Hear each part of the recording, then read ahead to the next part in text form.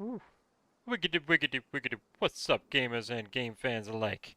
Mayhem here, coming at you from Scum, the survival game to beat all other survival games. It's the best of the best. And a keen observer might notice that some things are just a little bit different. I have no sword, my backpack is black, different compound bow. Yep, we had some trouble last night. I was hanging out with the boys off stream and one of us decided it would be a good idea to go mess around at the boot camp in B3. I lost everything. I died twice.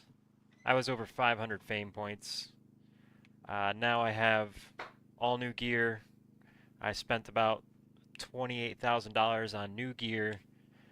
I still don't have all the stuff that I had before, including a sword, which maybe we'll purchase another one today. They're very nice to have, but they're stupid expensive.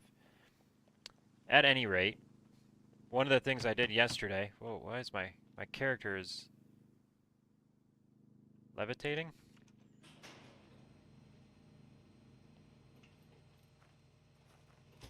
Uh-oh.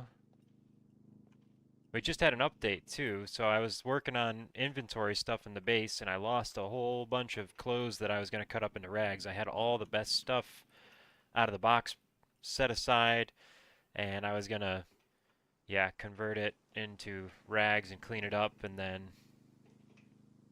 that didn't end up happening. There is something weird going on with the concrete, maybe? Not sure what it is. Not good, not good. But this is the game. Sometimes you die when you're playing it, especially if you go and do something that you know is stupid and it's a bad idea. And we even had Phoenix Tears, and my guy Corpse tried to resurrect me with the Phoenix Tears, and that failed somehow. I think probably what happened was the mech shot me right in the head, and it destroyed my head. And that's the one thing that the Phoenix Tears can't heal. It says right on them, if will revive any dead player as long as their head is still attached to their body. I guess probably my head was not attached to my body any longer. And yeah, that's life, you know? It's how it goes. We don't have to love it, but we got to keep playing the game. We can't just give up. In other news, I believe this was also off stream. I had a long weekend. There's some things going on in the family.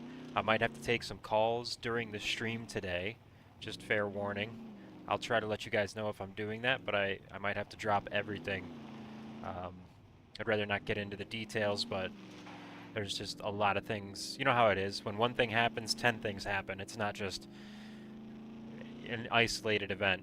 Anyway, while I was not streaming this weekend, we had an attempt on the base. It was a poor attempt. It sounded like a single individual with a gun shot at Thor and put some holes in him.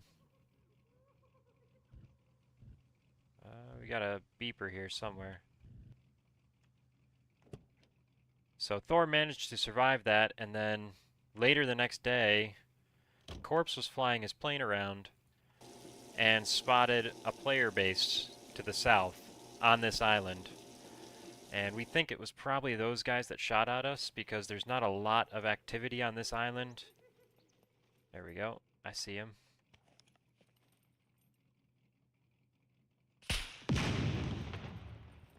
So I went over there to have a look around, and after we decided that it was most likely them, basically because they're the only ones nearby, I made up a couple of improvised landmines, took a couple tires off their car with my gun.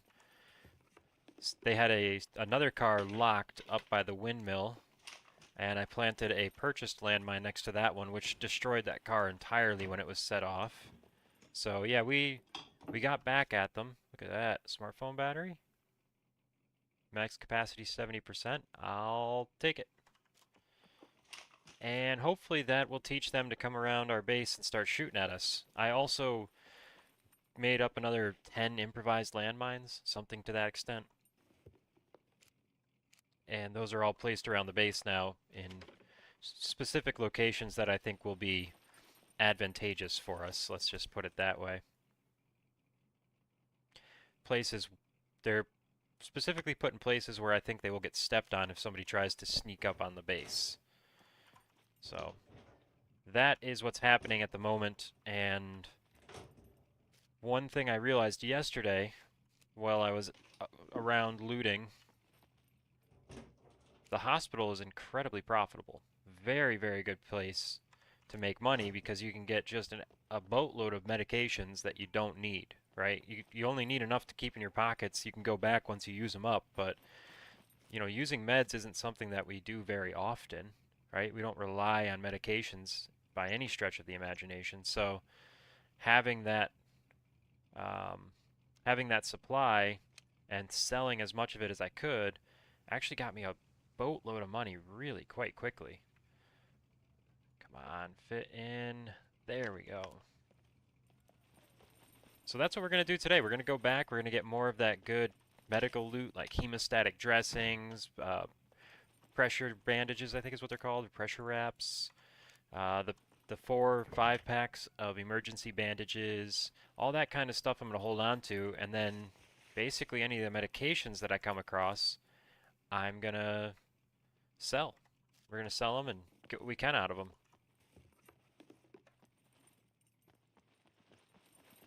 Nope, can't do that. I've tried that before. It do not work. Then all the other stuff along the way, right? We're normally looking for metal pipes, gunpowder, that kind of thing. If I could manage to find a sword, that would be awesome. Like, I would like to have a sword. Ooh, yeah, we need the food right now. Metabolism. I did shoot a bear over the weekend. I was at the brickyard doing some community service and one snuck up behind me.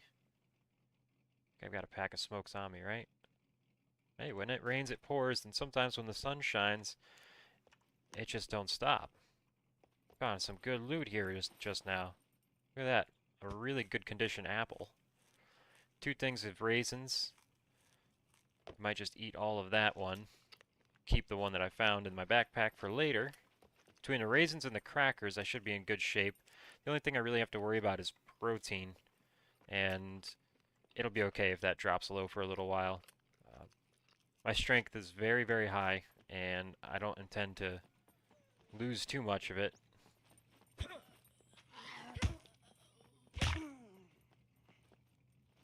Have to remember to search these zombies. They can have screwdrivers on them, and it's not a tiny chance. I mean, it's not a high chance either, but it does happen. And speaking of screwdrivers, looks like I don't have any bobby pins on me at the moment. Also, why am I missing one rag? That's weird.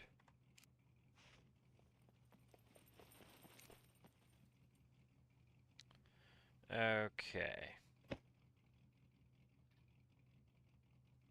Put everything away now. Looks like can't quite fit that there. Boom. We'll just drop the tire repair kit on the ground because the vehicle repair kit seems to do the job of the tire repair kit. And if I'm wrong, well, that's just how it goes. Lockpick and stuff right here. We'll keep this and the gunpowder, the toolbox, the battery, and the crafting materials. Probably want the pants also. And then we'll sell the waste bag and the car jack. Yep, definitely need to get re-geared as quickly as possible. I'm missing that sword. Sword is amazing. And it was a black dragon, which is also the name of our squad, and that was not on purpose. The squad was named before we realized that there was a black dragon sword in the game. So it's kind of neat having it. I guess it doesn't matter what order the things came in. It's neat to have a weapon that shares the name of your squad. It's a cool thing to have. And it's about $14,000, which obviously I could afford, but if I die again, I'd like to have the money to get re-geared, and the baseball bat with the nails is a good enough weapon for me right now. That's a big if, though. I really would like to avoid dying again. however I can manage to. Looks like our boat is still down there. That's nice. I should go move it today. Oh, I found a third dirt bike yesterday, so that's all the dirt bikes that I want. I think 3 is enough. Probably 2 was enough. But this way, if we lose one in some sort of horrible accident, it'll be okay.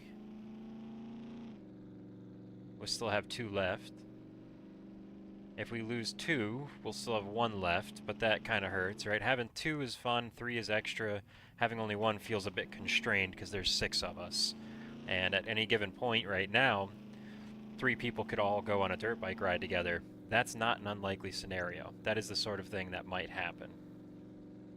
Did I bring a whole bunch of whiskey with me by accident? Yeah, it's alright. I know what to do about that. When we stop, I will combine the smaller bottle into the bigger bottle, and then just chuck the smaller bottle away. We don't need it.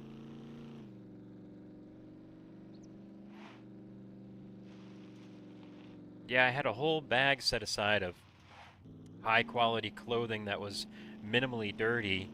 I was going to bring that down to the water and clean it all up to 100% cleanliness, or 0% dirtiness, however you want to look at it. Then the server went down for an update, and I don't know why Scum does this, but when Scum updates on my Steam client, it takes forever and a day to install. And like the first download was 14 gigabytes, and then the installation, it took forever to go through that. It was like 30% through the install, and then it just started going up and up and up on the time. It went, 10 hours, 14 hours, a day, a week, 2 months, 3 months, a year, and I said, okay, this is just infinity, and it doesn't want to admit that it's stuck. So I stopped, quit out of Steam, rebooted Steam, and the download went all over again to 24 gigabytes instead of 14. I was like, what? I don't understand. Did Scum change the update twice in a row? Because that's possible, right? That may have been what happened. Or there's something weird with my Steam client, because even then, the 24 gigabytes took like, I don't know, almost 45 minutes to install, which is ridiculous. It's going onto an M2 stick. I don't know. I don't know what was happening. It was super weird. But long story short, not really, but long story long, when I came back in, the server had been rebooted for long enough that all those clothes had disappeared off the ground, which is pretty brutal, and I'm not so happy about it. Say Levy. Spilt milk and all that. Alright, where are we going here? I think I'm gonna cut through here, take the next right, and we'll be right there. Server's been getting more and more populated lately, so operational security is going to have to be stepped up a notch or two, and that's easier said than done once you've begun relying on vehicles as transportation. Vehicles as transportation is great to make the game feel a lot smaller, to make the map feel a lot more manageable, but it also leaves you with a very high profile and the exceedingly difficult task of hiding the truck when you're going into points of interest. You have to ask yourself, how close do I want to get to keep the truck accessible to me, but hidden from the man who might be traveling? And, where are we? We're close now. These people logged out with this door open. I might die right here, right? This underdeveloped base, it's going to have a bunch of landmines all over it. Just you wait and see.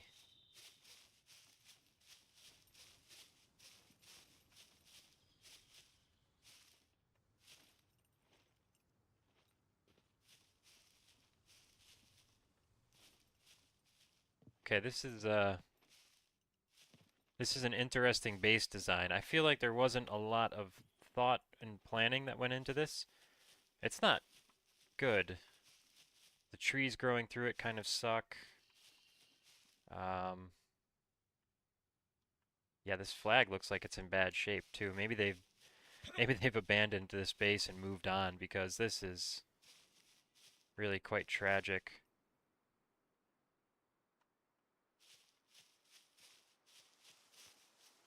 I don't know what they were hoping for. Maybe to get oversight on the bridge and then snipe people coming across it. That might have been the goal, but boy, I just don't know. They've got one door here.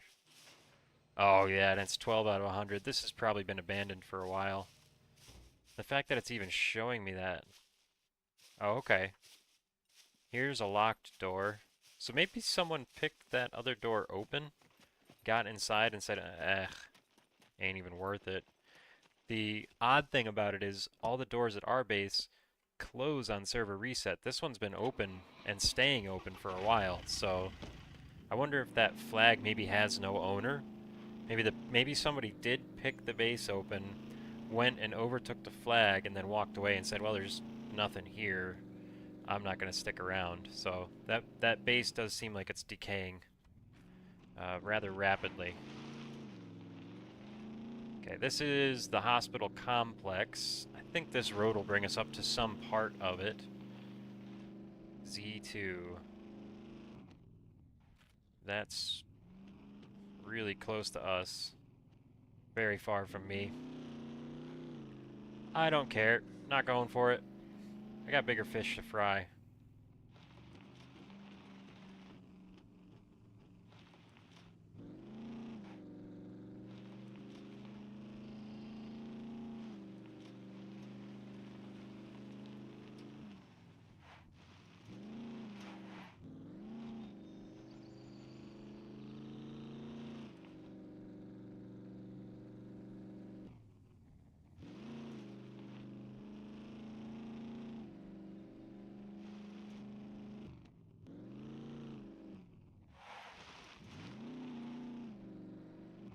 Where am I going?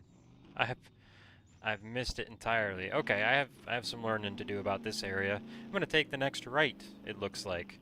And that'll bring me back in the direction I intended to go. That's pretty funny.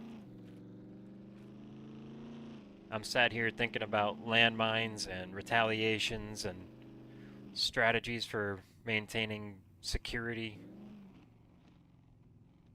Should be paying attention to what I'm doing right now, which is traveling.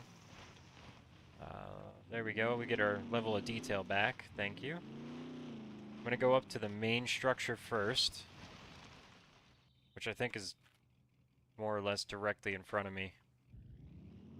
Yeah, we're just going to go this way.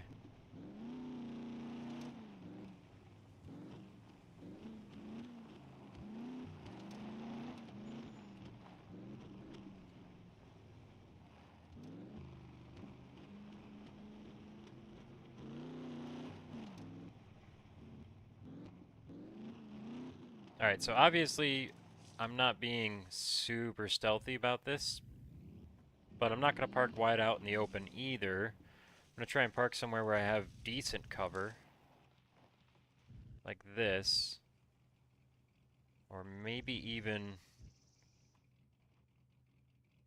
something like this, so I could use the truck as cover while I'm... Oof.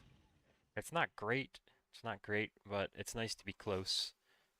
And if I think I've spotted somebody else running around here, um, I will adjust the plan. But at the moment, things appear quiet, and I have no reason to suspect otherwise. So let's start right here at the beginning.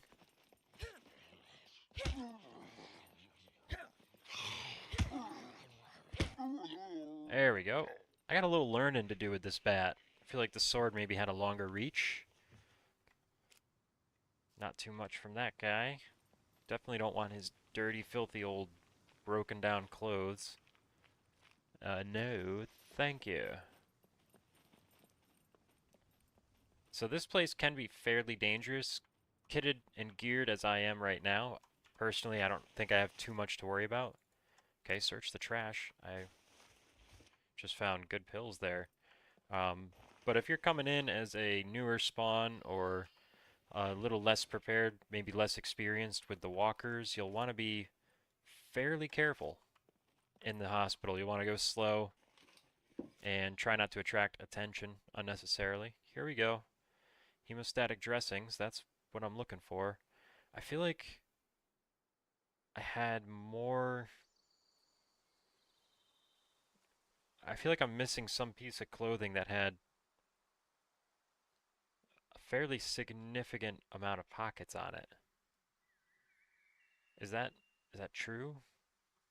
I don't know. I know I'm missing my shorts. I'll find another pair of those. I might buy a pair just to have them sooner. So if I don't find a pair here when I go to sell what I did find here, I will probably get a pair of shorts. Because those two pockets are nice. You can put, there's certain things that I carry one or two of, like a silver and a gold lock or two silvers if I don't have a gold. Put those in the shorts, and then that frees up room for medical stuff in another bag. Oh, oh. I know. Fill with whiskey. We take this, and we'll drink what's left in there. Might as well. Let's keep moving. That frees up quite a bit of room, actually. Yeah, we could do something like that. And now the hemostatic dressing can go right here.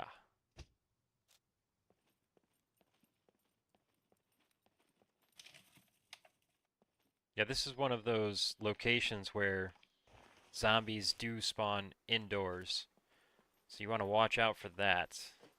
And that's the reason it gets so dangerous, because when they start spawning indoors, they can call in reinforcements from outside, and then you can get cornered. So having a gun in this area helps a lot. If you're a newer spawn, I would just be very aware of your surroundings and of your exits in case something does happen. Oh, wow. This is disgusting. Absolute horror show. Come on, give me pressure dressing. Okay, I'll take an emergency bandage. Yes, thank you. My goal ultimately is to have, and I think I'm pretty close to it right now, my tactical vest should be more or less filled with medical stuff. My tactical pants should be medical stuff, and then unequipped gear, like if I'm real hot, I can put a shirt in there, that sort of deal. Okay, looking good. My tactical vest is where I keep my spare magazines and then loose ammunition when I have any. I don't have any right now. I don't think I'll need it here. So I left that double wide space open for loot.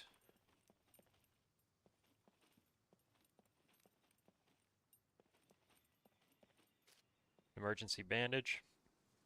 Hemostatic dressing. That's what I love, man. That's the good stuff right there. Sell all the pills. I don't care so much about them. Having those medical supplies is absolutely crucial. Dealing with gunshot wounds and that kind of thing, it helps an awful lot. Alright. Go back down here.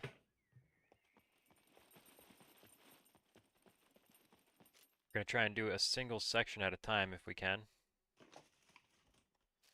This place is so massive, and it gets a bit maze-like if you're not intentional in your exploration. I did the whole third floor yesterday, I believe it was, and it's basically just an attic storage space. There's not a lot of benefit up there, so we're gonna just skip that today. I'd rather not take the time to do it.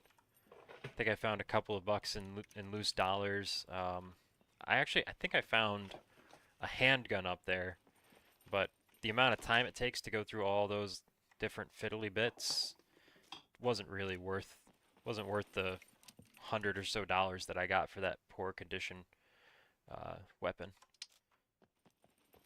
Scalpel's a cool knife if you're trying to keep your inventory as light as possible. Scalpel does all the stuff that the bigger knives do, but it weighs less and takes up less room.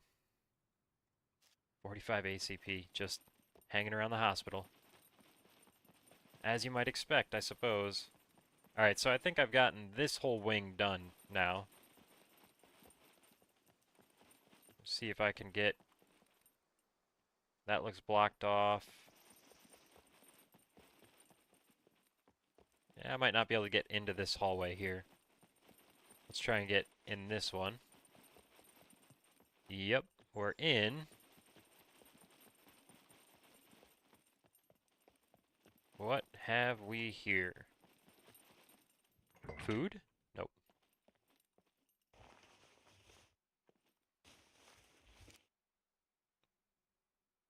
I guess... Oh, that's not what I wanted to do.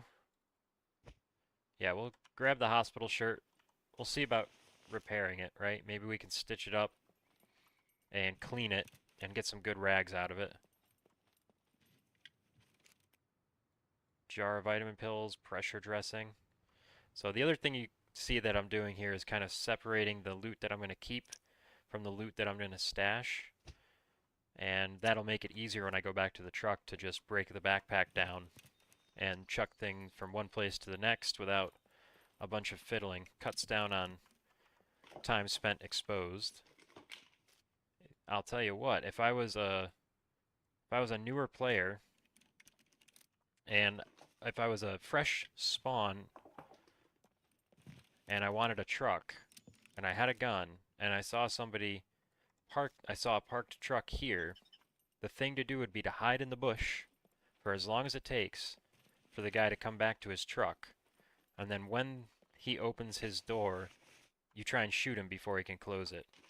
And if you can kill him with that door open, you're good to go. You just hop right in that truck and drive away. I don't know if you'd be able to get back out of it, though. You might get stuck in the truck. I suppose you could relog if you had to. You wouldn't be able to sell it or anything. It would be a pretty annoying process, actually. But it would definitely also annoy the person who died. So that is a tactic you have to watch out for. No doubt about it. Okay, this is the lecture hall. I don't think there was too much loot in the lecture hall. Of course, I'm probably wrong. Here we go. Yeah, I don't think there was anything to search in here, actually. Maybe it's like a cafeteria. Maybe it's not a lecture hall.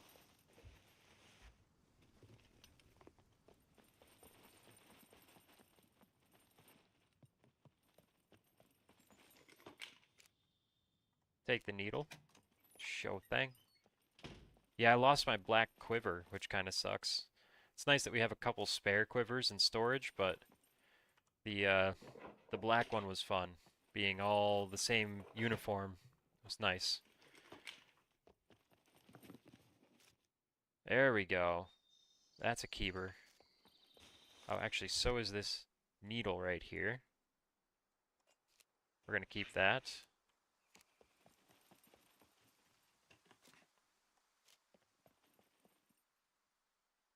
I could probably use these signs to orient myself. Might be a good idea.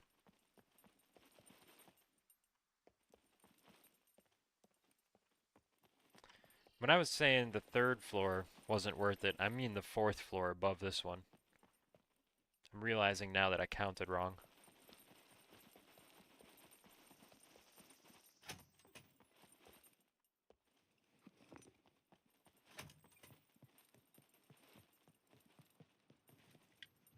If you're looking for barbecue and stew and all the different cookbooks, this is probably a good place to check. Right, they're not worth a whole lot of money, so I'm not going to bother taking them. I'm not going to search through all these cabinets either, because all I found here was cookbooks and empty diaries, so not worth the effort. But, yep, if you want that kind of stuff, there's a ton of opportunities for it to spawn here. And I'll show you this right here is a good example of what you find up on the attic level.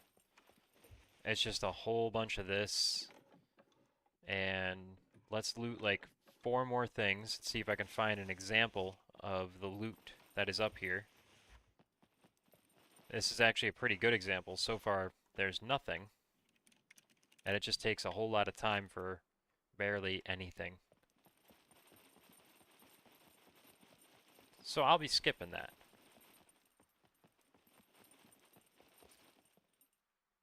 Vitamin pills we can sell. Waste bag we can sell.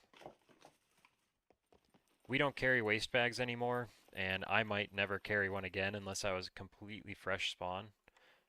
Because the sporin bag is just so much better.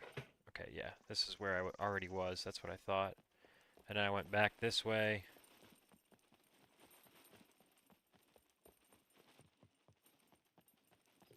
Okay, just making sure I know where I am.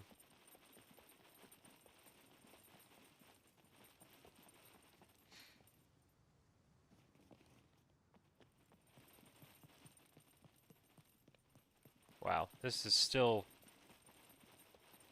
I know it's just a rectangle, but it's so self-similar it can be very confusing. There we go. Search you. Do you have a screwdriver? Please have a screwdriver. Come on now, have a screwdriver. No. Magnifying glass. I saw a handle. Got kind of excited.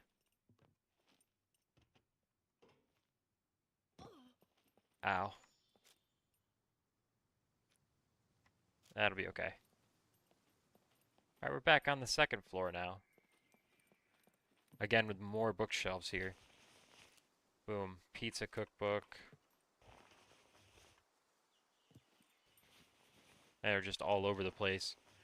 Then you find a diary with empty pages. This is the auditorium where they do, apparently, human sacrifice, it looks like. Human sacrifice in the name of the god Science, who is a Luciferian god that worships his own knowledge and commits all kinds of heinous acts in service of his search for knowledge. So yeah, look out for information, science. He goes by a few different names, but don't let him fool you.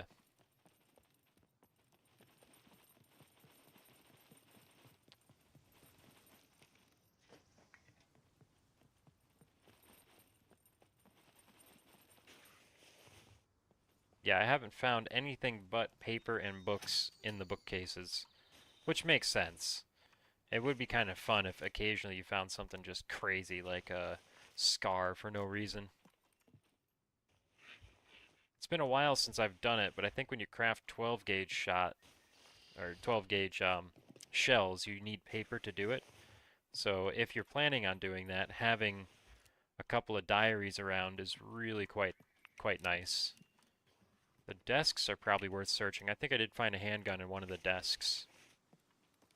That one right there last time. Rice cookbook.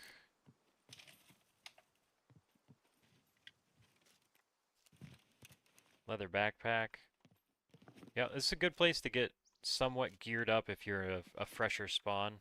What kind of filthiness have you? This rag is clean but not sterile. Okay. I can sterilize it. Obviously, the higher quality the rag is... Wait.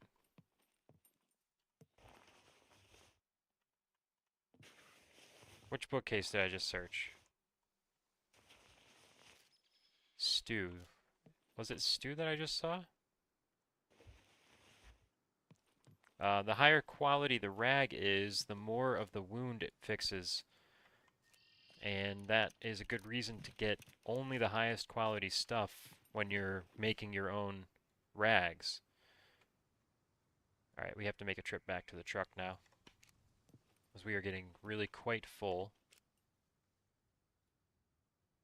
Really quite full.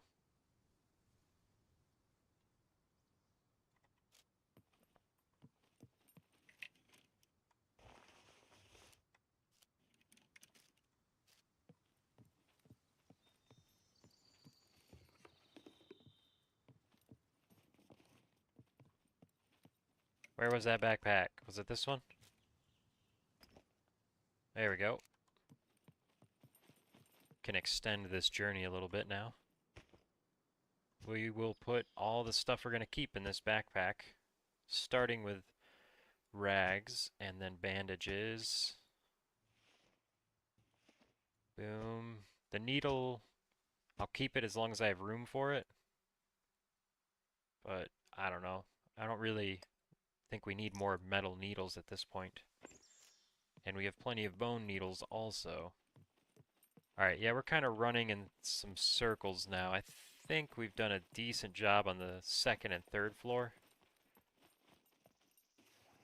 We've already searched that, which means we already searched this. And I definitely searched that.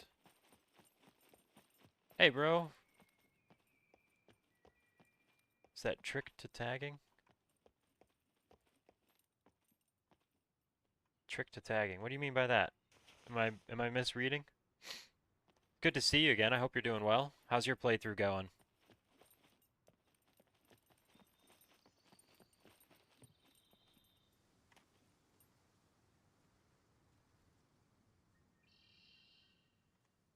Alright, let's find our way out now. I got myself stuck.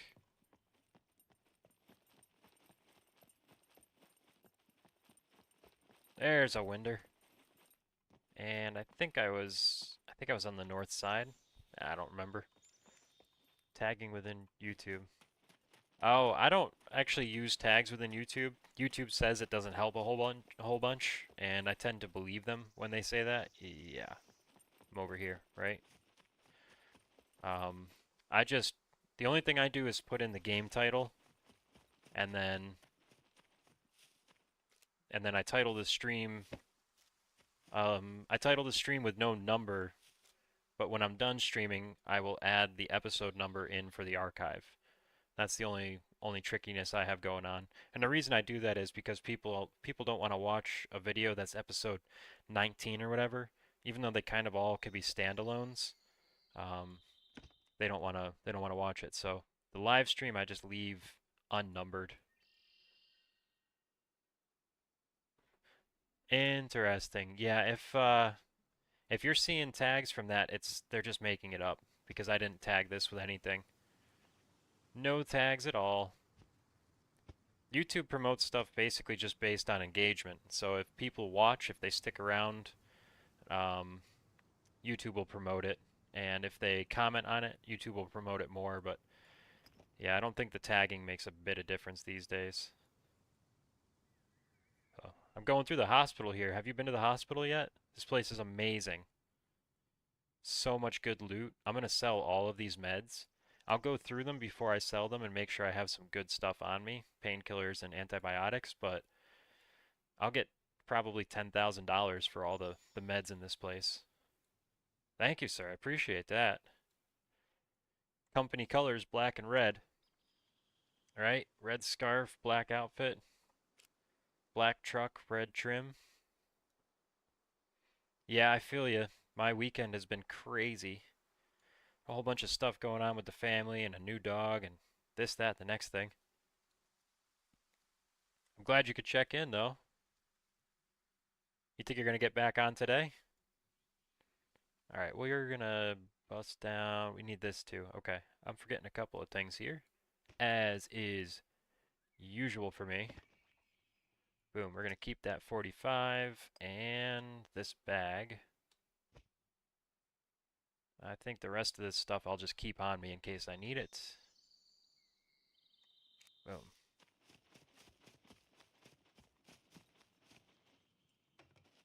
Alright. So I just went in this entrance here on the right. Hello? I heard you.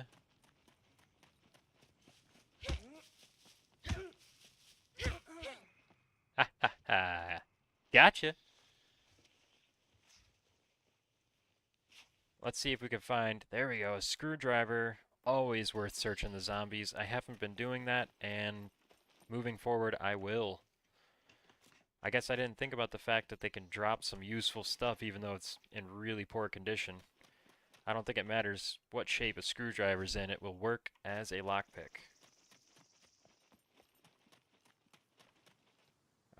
Let's see, this is like a little workshop area, right? Can I? Thank you. I suppose I might find some screwdrivers here. We'll grab these rubber gloves just in case we need them someday. Construction gloves I can leave behind. We've got a pretty good stash of those going.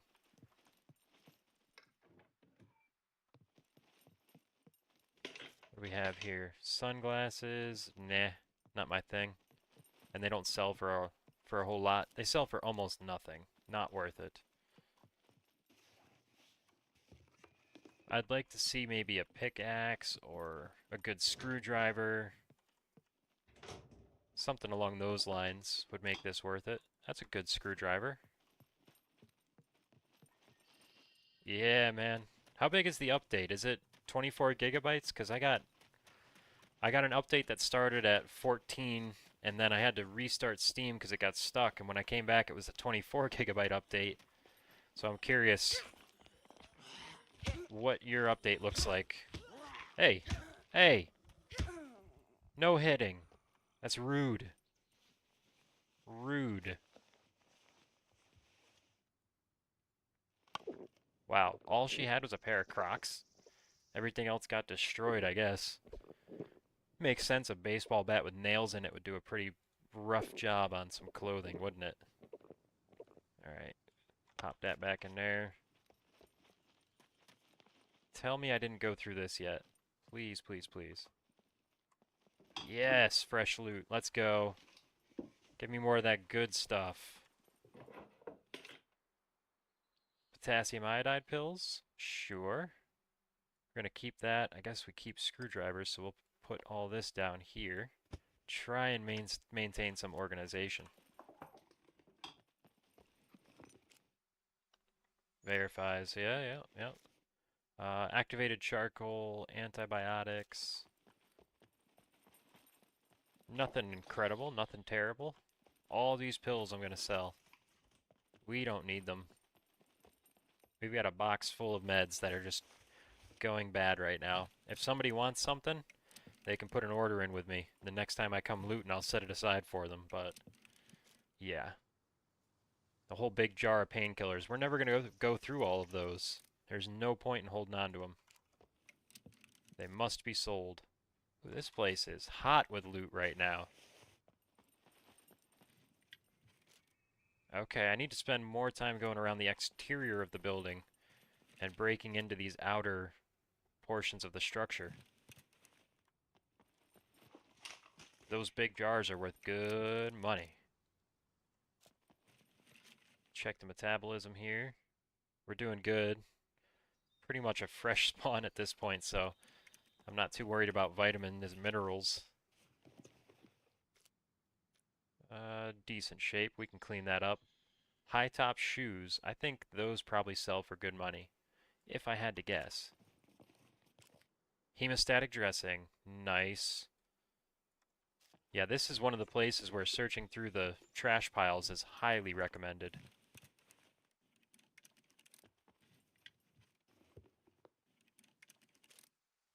Potassium iodide. We are also getting geared up for going into the radiation zone, so having some potassium iodide set aside is a good idea. The thing about it, though, is it decays really quickly, so you want to be careful about that. This is the hospital complex right here in the western central portion of B0. Right here. Very good place to go, even if you have to walk from wherever the heck you are. You can hit this, go down to the A0 trader and sell, and you'll get a lot of cash out of this location. A lot of cash out of this location. Very much worth it. Very much worth it. If you're on a highly populated server, you'll want to be careful because everybody else knows that this is a really good location too. But it might be worth the risk depending on how geared up and prepared you are. Right? I'm taking the risk, but I've got a rifle and a handgun with me and a pretty high stealth skill. Raincoat, huh? What does that break down into? Rags? Does it? I guess we'll keep it then.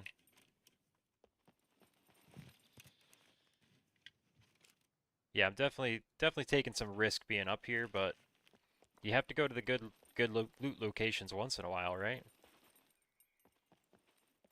Plus, I haven't seen any sign of anybody around. No, we don't need a syringe for anything, because I'm not going to try and make my own phoenix tears. Okay, now we're back on the interior. Let's continue looking for exterior entrances. Maybe something like this. See if I've already looted here. Yeah, I think so. This is part of where I just was, huh? Yep. A little premature on that hop.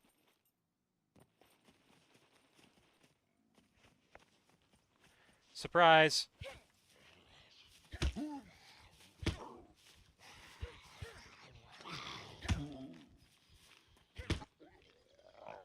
I think I surprised him. What do you think? Needle. Yeah, I guess we'll hold on to that. We could craft a sewing kit with it. I don't think we'll craft any explosives with... Or is it explosives? No, it's the, lockpicking protection. The thing that zaps people. We'll probably not craft that with a poor quality needle. We'll use the best of the best for that. Metal pipe, metal pipe. Come on. Ah.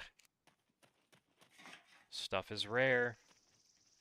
I need more. I need more. I want to be able to make more pipe bombs, and I want to be able to make, yes, lead plate.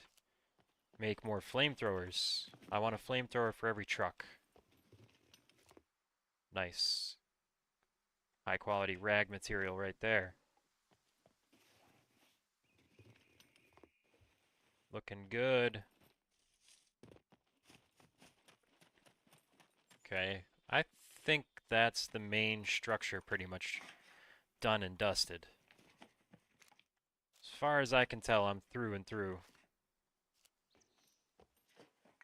I've circled the building a handful of times now. Got a nice iron lock there. And in case you didn't know, oh, maybe. With iron, with any type of lock, it doesn't matter what condition it's in. If you install it on something and then uninstall it, it immediately brings it up to 100% durability. Okay, yep, we've been here, looted that. Let's move on to these smaller structures to the north.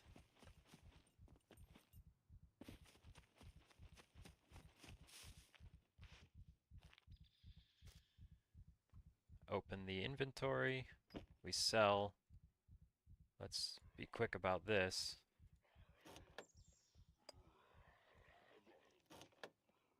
We sell. We sell. I've got a bunch of iron locks back at base.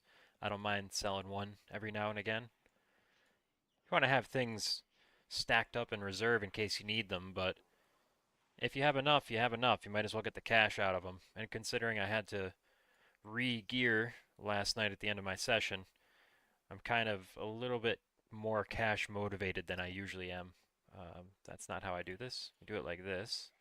I'm just waiting for that zombie to find a way out right now. He's gonna get out of there eventually.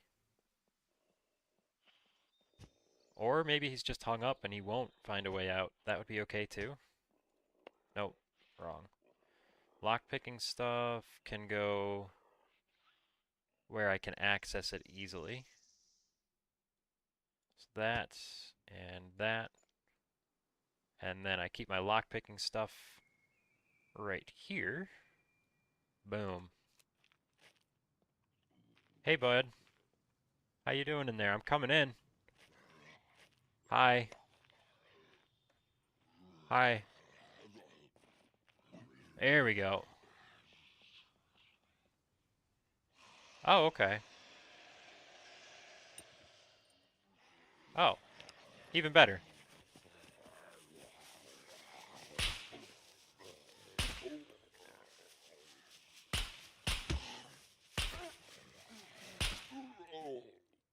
Nice. Got a bunch of zombies now. Maybe we find a screwdriver? And we still got 8 rounds in the pistol. That's plenty enough. That'll get us where we're going. Hey, check it out, a little bit of cash. I'll never turn my nose up at cash. I don't care how dirty it is. It's still money.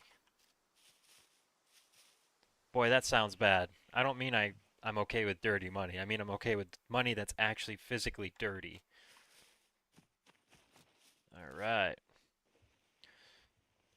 I don't know how long you've been tuned in, Carlos, but did you see the part where I was talking about um, the attempted attack on our base and my retaliation?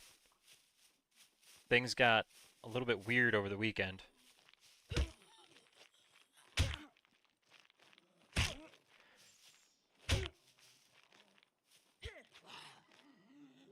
Okay, I guess I tried to punch, failed.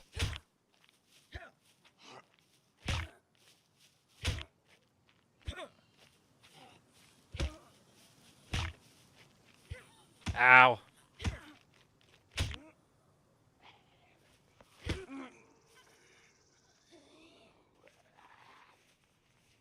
I'm a little vulnerable. It's okay, it worked out.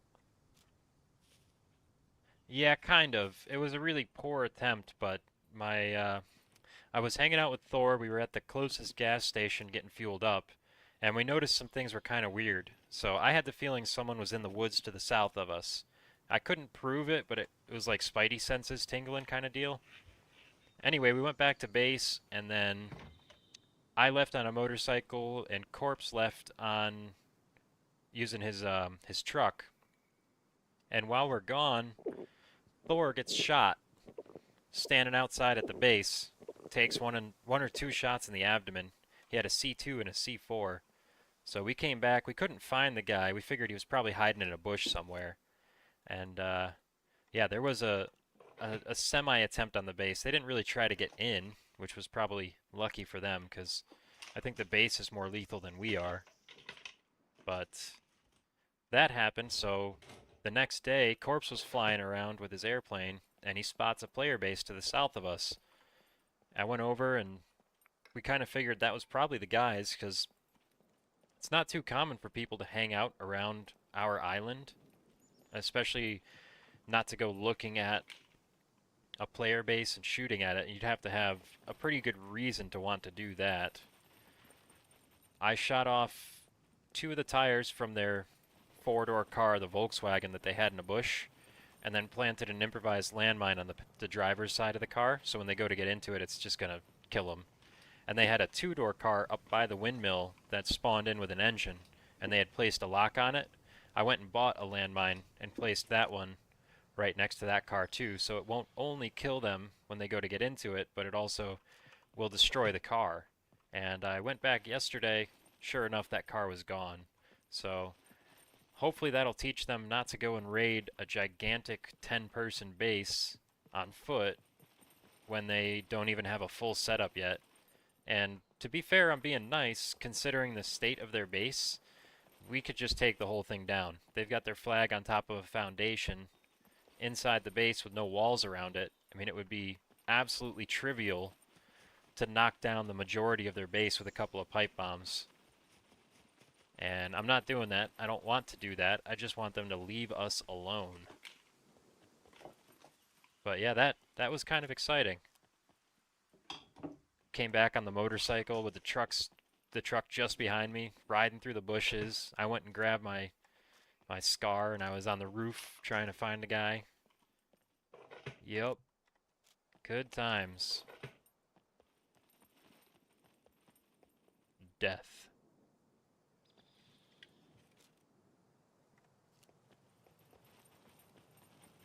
Hey, let's go. Come on. Screwdriver in here, right? Nice yellow handle screwdriver, right? Come on. Maybe? Nope. Nope.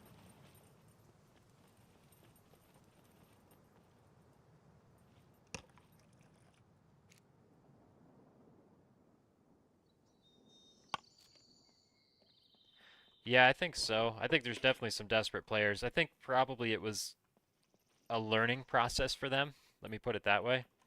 My guess is they don't have a ton of experience in the game, and they thought, well, look at here's an opportunity. Let's try and get some PvP going on. And they just maybe they don't realize that the size of our base indicates the size of our squad, right? There has to be to get a large base, you have to have a large number of squad mates. So yeah, that was just a poor choice on their part. It happens. And even if I didn't kill them with guns, I definitely killed them with one or two landmines and incapacitated their red car. So I've been trying to reach out to them periodically since in global chat, and if they will respond to me, I will help them get their car up and running again. But they need to know that what they did was foolish and that it won't be taken lightly. And moving forward, we kind of want them to leave the island.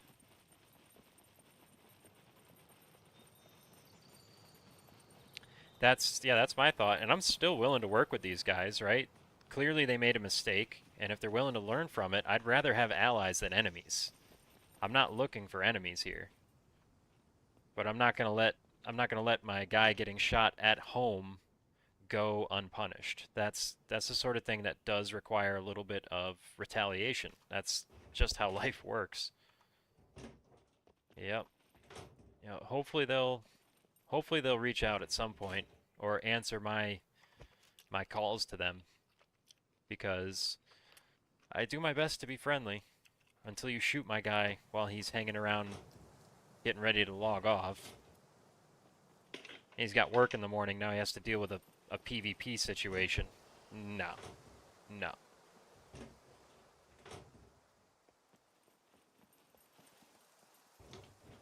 Nice padlock up there. That's a keeper. Can craft the padlocks into enforced locks, and we always need more of those. As a matter of fact, I should probably craft up a few and just go around base, upgrading some of the locks on the doors. Yep, I planted a whole bunch of landmines. I crafted a whole bunch and planted a whole bunch around our base perimeter now. So if they come back, and I'm sure they know it was us.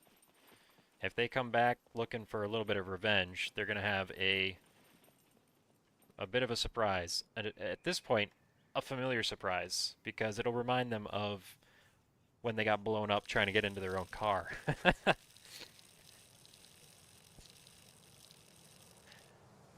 And the four-door car hasn't moved since the wheels were shot off of it.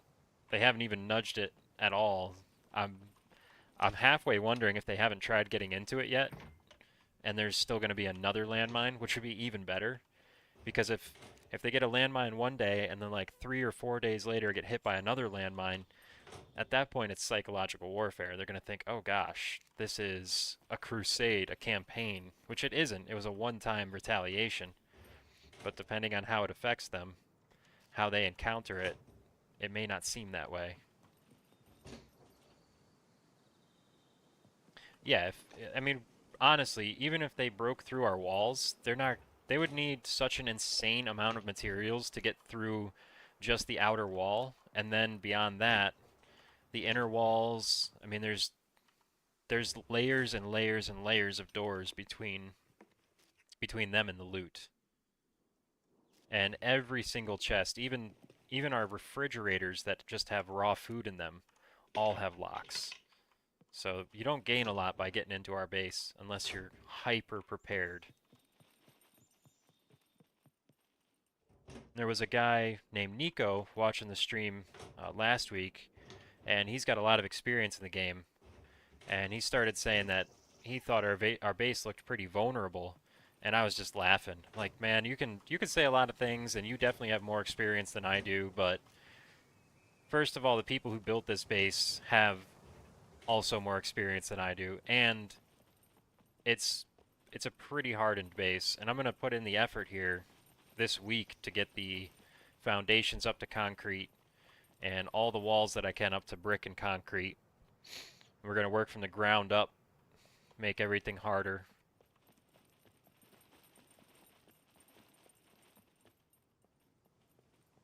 Alright, I think I've got plenty of room in my backpack still. The hospital really has all the good loot. These outer buildings, you can get some lockpicking stuff here, so they're still worth it. But the loot is a little bit less dense out here. Pair of Crocs.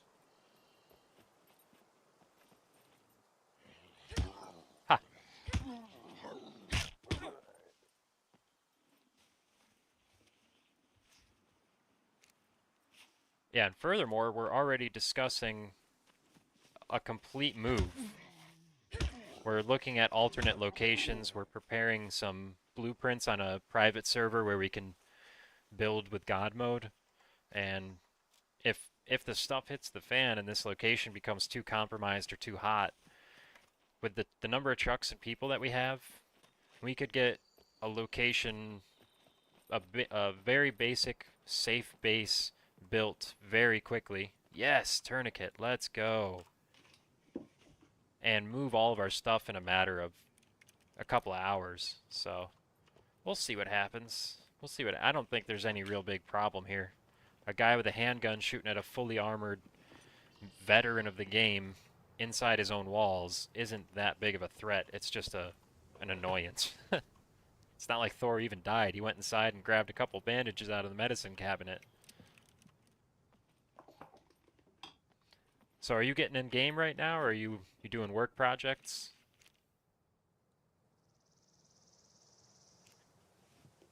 Yeah, I would like to have multiple bases, but the server we're on only allows one base per squad. So we're limited by that. If we build a new base, we'll have to abandon this one. We'll have to split the squad first, have the breakaway member build the new base with minimal base elements, because it'll only be a one-man squad, and then we'll abandon our base.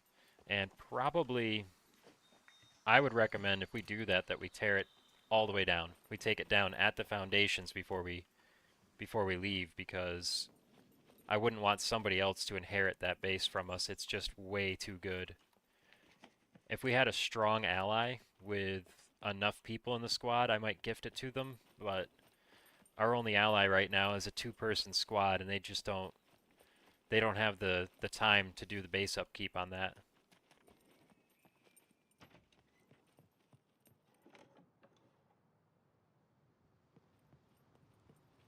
Yeah, we do have a boat now. Um, the boat is really slow. There was a cave base that we were looking at on the main island that you can get to with cars. I'm not a huge fan of it personally. The getting in and out with the cars is a bit glitchy, and it's definitely going to cause a problem at some point. But the benefit to it, of course, is you only need to build a couple of walls. The cave serves as natural protection for the rest of it, so hardening that base is a very easy task. Very minimal effort. I'm not totally against it. I just think if we're going to do it, we'll probably want an exterior garage, which is risky for the cars, but I think it's more risky going in and out the entrance. It's it's a tough game, man. It's definitely not for everybody. What are we looking at here? I've got 8 rounds in this pistol.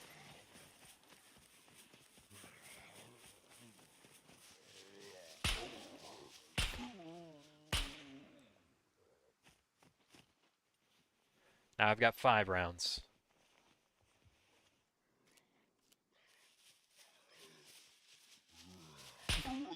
Four.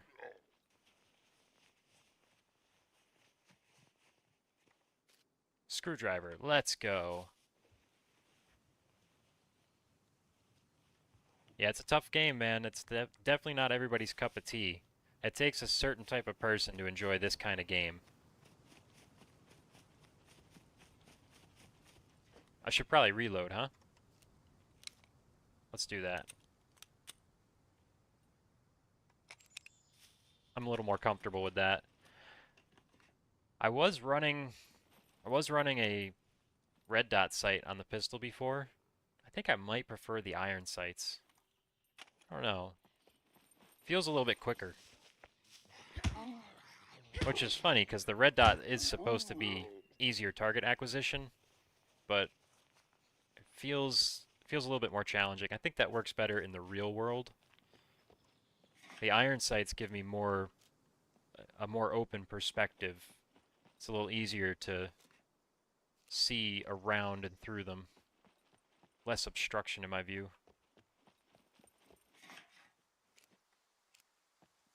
And it depends on Did you ever get my Discord invite? Good sir, did you get that? Let me get you a new one here. I was trying to be sneaky, but it doesn't need to be sneaky. Invite people. Here. You can hop in the Discord.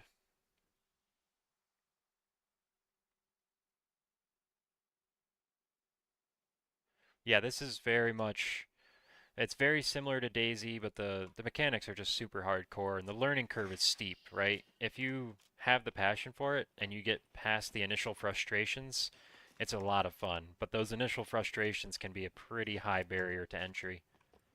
Um, Here, just go ahead and grab that link. That's fine. That'll get you there.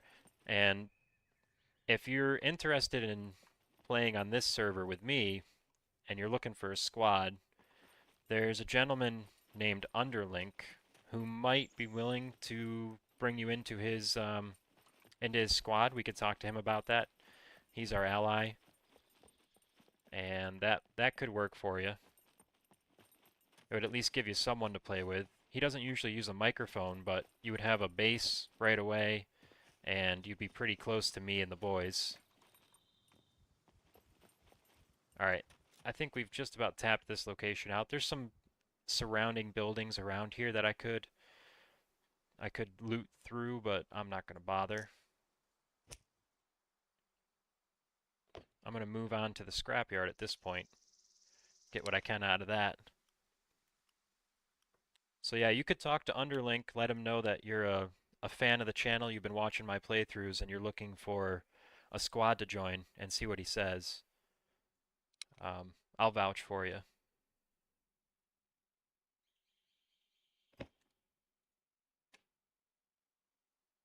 If that's a route you want to go, I'm not going to push you in that direction. What the heck? Oh, there it is. Where did that backpack go? Really, it went nowhere. Boom.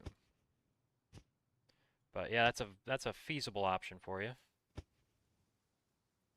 Lock-picking stuff. Starting to get some screwdrivers back again. That is a good feeling.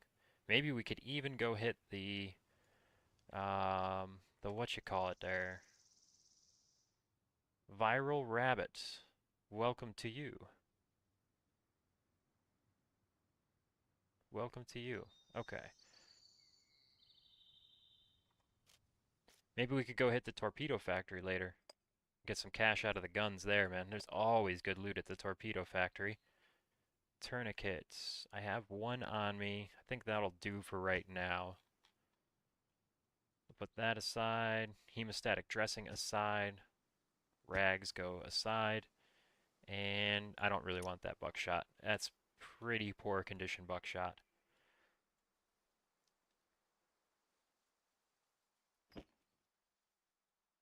Boom. Painkillers, painkillers, painkillers, antibiotics. I gotta try and remember to set aside some potassium iodide. Okay, all the rest of this stuff, this is all going to get sold. Do that and that. Try and get these things a little bit more organized.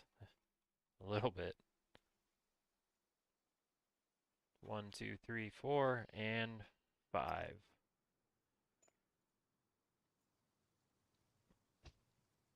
Couple of pens.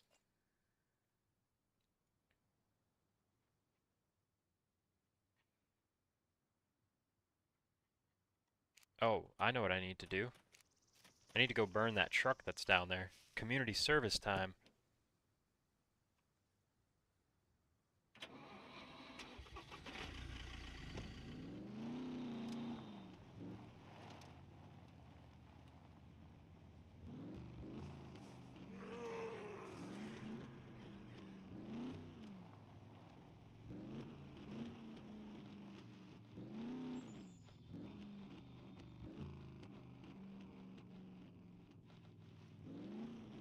Yeah, right now there's not a whole lot of action on the server. Just that little bit that I described to you, and so far that hasn't even been a big deal for the most part. Where is this Is this truck over here? Yes, it is. It'll definitely be quicker learning with a crew. Definitely be quicker learning with a crew. And what is your level of experience in Scum? Have you have you managed the basic survival stuff like crafting stone knives and finding finding early meals, that kind of stuff? Have you done all that already?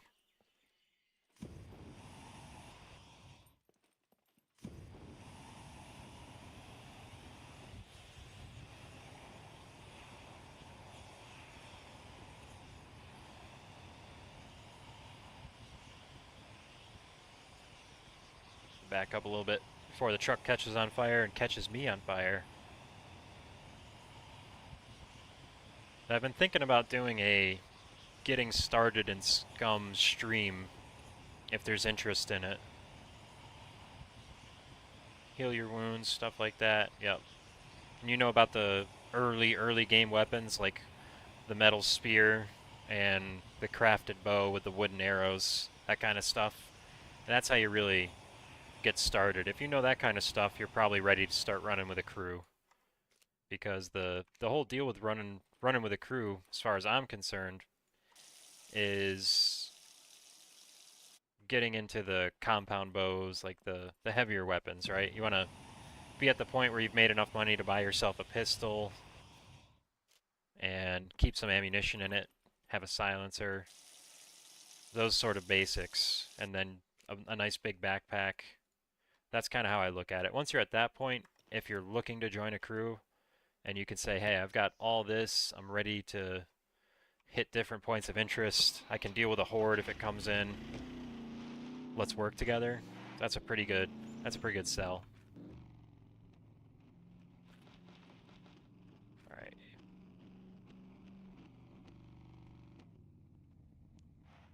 You know what? We're gonna hit this big building real quick too.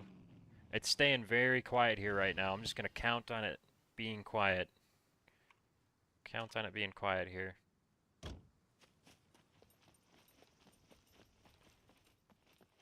Yeah, I mean, at some point it becomes trivial, right? It is tough learning the vitals, dealing with, like when you look at this health screen and you go, oh my goodness, what is all of this?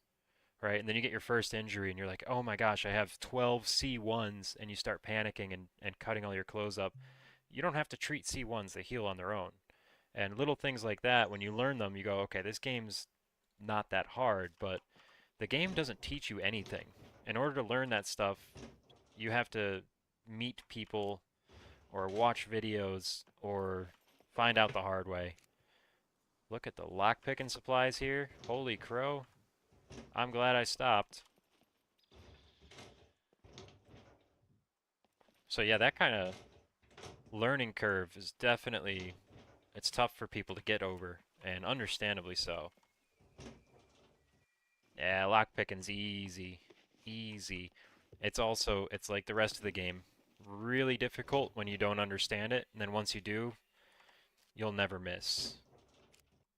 Player bases and like all the 4-second locks, I still miss on those all the time. Don't get me wrong. But the regular loot lockers at the torpedo factory and at the police station, oh my goodness. Lockpicking supplies abound. Um, those regular lockers that spawn out in the world with the 11-second locks, those are easy. Choosing the statistics you want when you make your character it's a big factor too, right? If I had this to do over again,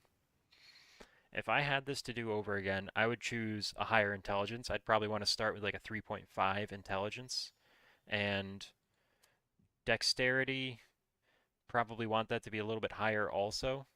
And then constitution and strength, you can sacrifice from those a little bit because they build up just running around. Everything you do builds these statistics up. And, I wouldn't take any points into running or endurance unless I needed to. Yeah, it sucks in the beginning getting those skills up, but they build fast. This kind of stuff, like rifles, handguns, I took points into those. I don't think I would, actually. I'd probably take some points into melee and archery. But rifles and handguns, it doesn't really matter. As long as you have high quality rifles and handguns, you don't have to worry too much about that. You'll build those stats up as you use those tools. Yeah, I'll show you what that looks like. Base building is pretty simple. Hold on. Finish this row of lockers. So let's say I wanted to build a base here, which I can't at the moment. You go to crafting, base building, and then you pick whatever flag you want. Yeah, yep. And then you just place, and like I said, I can't build one right now because I'm in a squad that has a base, and I'm not the squad leader. But it works the same as a fire ring, right? F to place, and then you need to bring those things to the ring. The 6 stones, 3 logs, and something to light it with. Paper, rags, rag strips. Um, Before you start bringing stuff to it, it's always good to look at the details of the blueprint, right? And then you can click on these and it'll show you, oh, that's all the different stuff. I could bring a small stone or a regular stone. I could use gunpowder, brake oil. I can make tinder with a knife. So it's good to look at those options because some recipes use, like, they say long stick, but they'll also accept a short stick, and you can cut long sticks down into short sticks, so you'd be better off using short sticks. Anyway, yeah, that's all you do. You place a flag like you place anything else, and then you fill it up. Doing your first base right now? Let's go. Let's go. If you're running solo, you could do, I hope I don't get banned for this. You do hashtag set God mode true. If you do that, you can build stuff easily. You don't have to bring all the little bits and pieces along. Um, if you're just doing testers, like trying to learn about building, that's a good thing to help skip all the grindiness. But if you're doing a real base, I obviously wouldn't recommend that because it takes the fun out of it. Hey man, I'm glad to hear it. That's awesome. Let's get you rocking and rolling.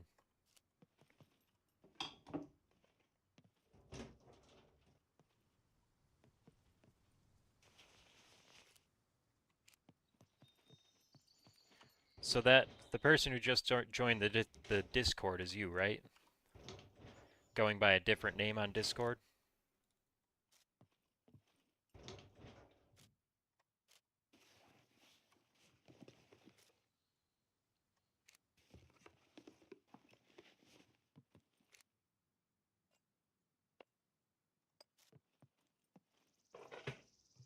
Bada bing, bada boom. Oh, come on, give me some more lockpicking stuff. Crackers. I accept crackers. Eat a couple servings of these.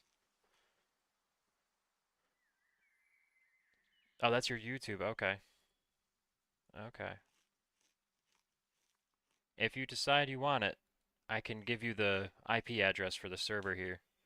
I'll send it in a personal message. I do try to guard that pretty closely because obviously I don't want my public streaming to cause problems for my friends who are more private people.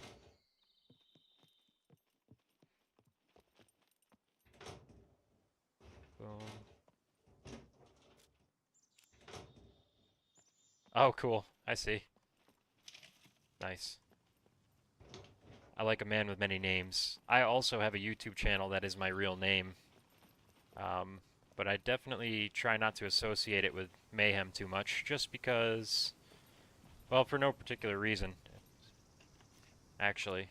And in some ways I have. Hey, buddy, I love to hear it. That's awesome. I will check out your channel and subscribe to it also.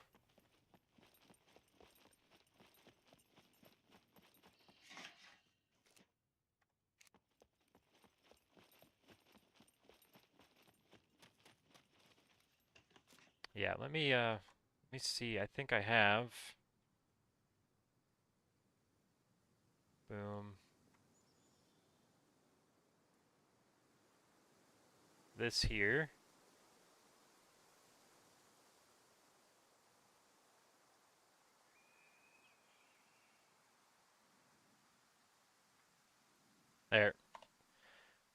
sent that to you privately. Like I said, if you want to, feel free to join up on this server, and I'll give you what help I can. And I'll try to do it without taking all the fun out of it, because I know the early game is still a lot of fun. Roblox, oh yeah. I've never played any of that. I've seen some of it. Looks like a pretty good game for kids, right? It's very diverse from what I understand. The people inside the game's ecosystem are the ones who generate the content within the game. So it's a game of mini games that are created by the people who play the game. Kind of a cool concept.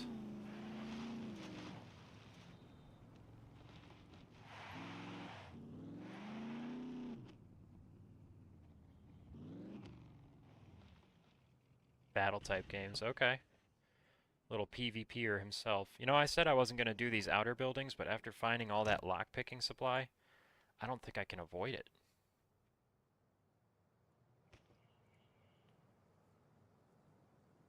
I think I need to go do it. Because we're finally getting our screwdrivers built back up again.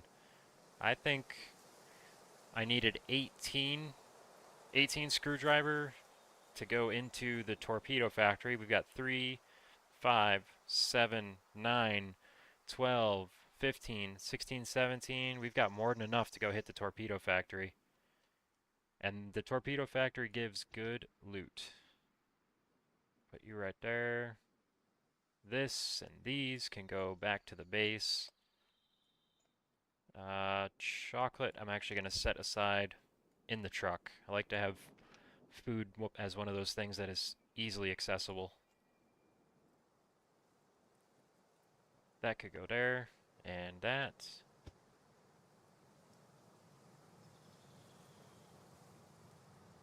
Some chocolate. Yep, calories are going back up. I'm kind of in the place where I don't mind if I gain or lose weight right now. I'm fairly happy with my current situation.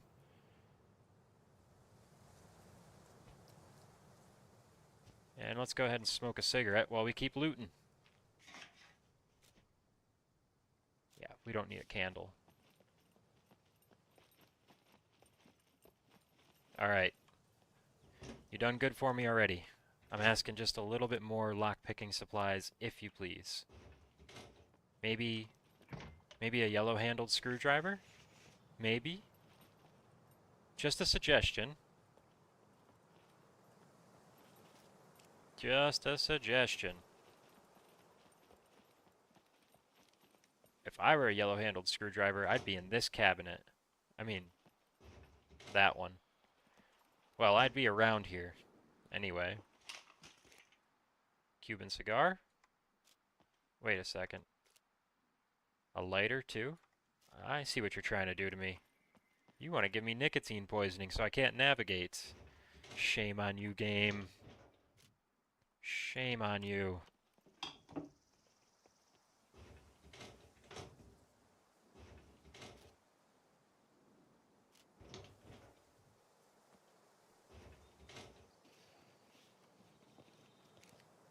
Wow, a lot of padlocks here.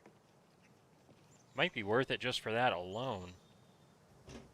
I think I'm going to get a whole enforced lock out of this looting session, or darn close to one anyway.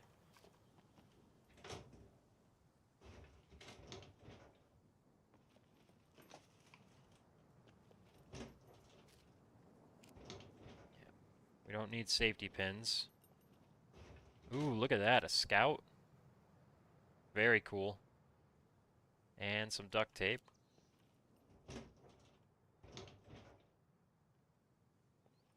Yeah, locks are pretty simple. Um, you find them in broken down old cars, you know, the trashy ones like that.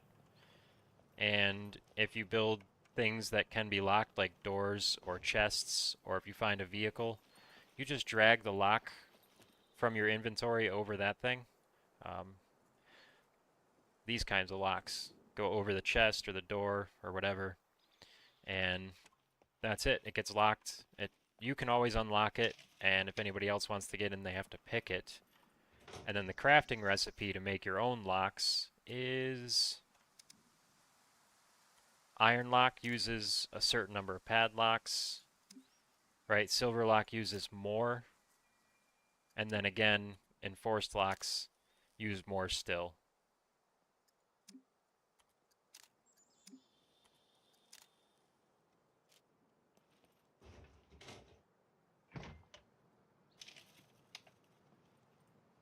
But the best way to find them is not to craft them because it takes so many padlocks to craft them. Definitely worth saving up for it long term once you have a chest that you can keep things in. There we go. Lockpicking supplies. Um, yeah, it's worth saving the padlocks when you have a place to store them. If you don't, just sell them and get the 16 bucks. But the easiest way to come across them is to search through old cars, and you'll just find them. Doesn't matter what condition they are, when you install them on anything, they go right up to 100% condition. And any lock that you've installed can be removed. Look at that. I just found an enforced lock right here.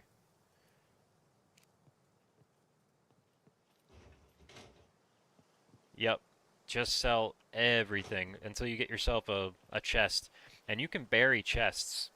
So this is a really good tip that I've only learned because of the people I'm playing with right now. But you can put a base building element anywhere out in the environment and it will stay there persistently. So right now I have a campfire that I can actually remove, but this was marking the location of a dirt bike, right? So let's say you make yourself an improvised shovel, you build a chest, you bury that chest, and then you put an improvised campfire over that chest's buried location. When you get back to the area, you got a big blue glowing beacon that says, "Hey, this is where my chest is," and nobody else can see that. Only you and your squad mates can see those base building elements. Yeah, I should get rid of that. I don't need that. I do need this one because I'm working on that, but yep, that's the move. And if you're going to bury a chest, don't bury it close to the trader because that's where people go looking for them. Find a place that's like weird and in the middle of the woods that you can memorize, but people wouldn't travel to, right? So if let's say you're over here at B4 and you want to bury a chest, this whole stretch of land between the trader and the local city, that straight run that people are going to do, don't bury your chest there because that's where they're going to look. Don't bury it at the lighthouse because that's where they're going to look. Go out here in the middle of the woods or out here in the middle of the woods where people aren't going to be looking. It'll take you a little longer to get to it, but it'll save you from getting your stuff stolen. Worth the effort, I think.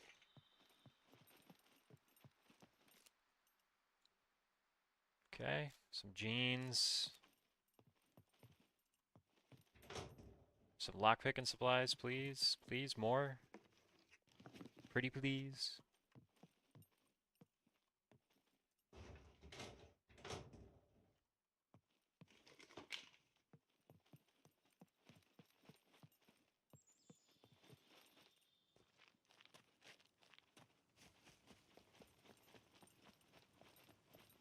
Okay, this place is kind of cool looking. It's like some sort of workshop. Maybe I'll find a toolbox in here. That would be great. Pipe wrench cells. Get like 130 for it or something. Yeah, that's another tip too. If you're at the point in the game where you're still selling everything, it's worth it to craft your own toolboxes. Advanced lockpick. Craft your own toolboxes. The recipe for those is pretty simple. And then once you have the crafted toolbox, you can fix things up that you're going to sell. Like this pipe wrench, I can fix it up to 100%, get top price for it. Well worth it.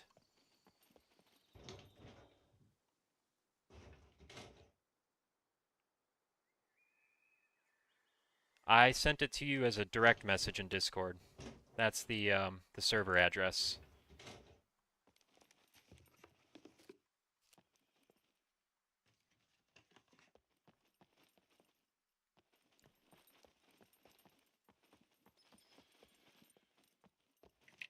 finding a ton of lockpicking stuff here. I was here yesterday, and I was super disappointed because I was expecting to find lockpicking stuff, and I really didn't. But today, it's paying off.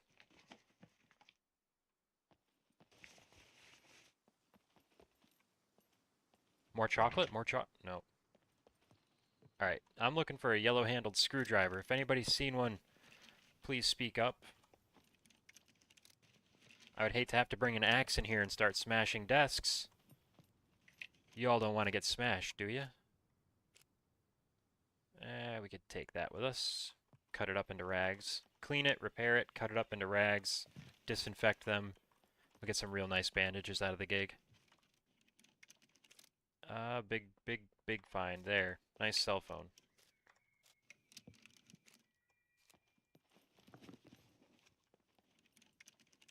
Pile of books. Yeah, we don't need that.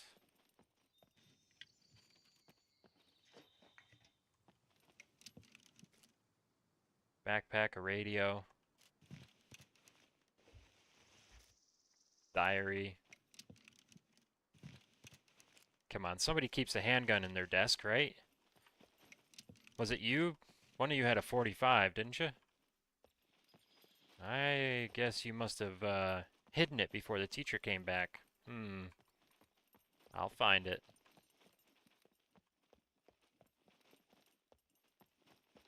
How are we doing? I think we're ready to go to the scrapyard at this point. Get us a whole bunch of wheels. Get a whole bunch of money. That's what we need.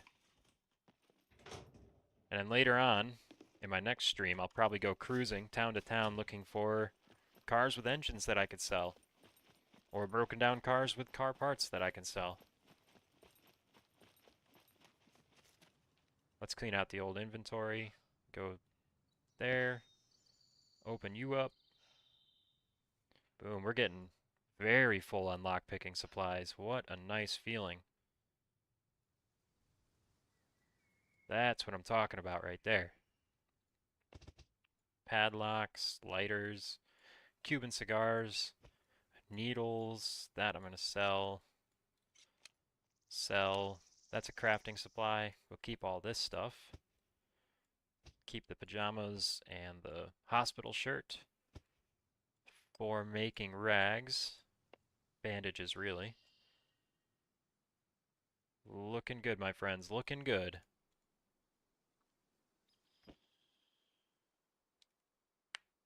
What? You loaded up with lockpicking supplies? Oh, I am. I'm sorry.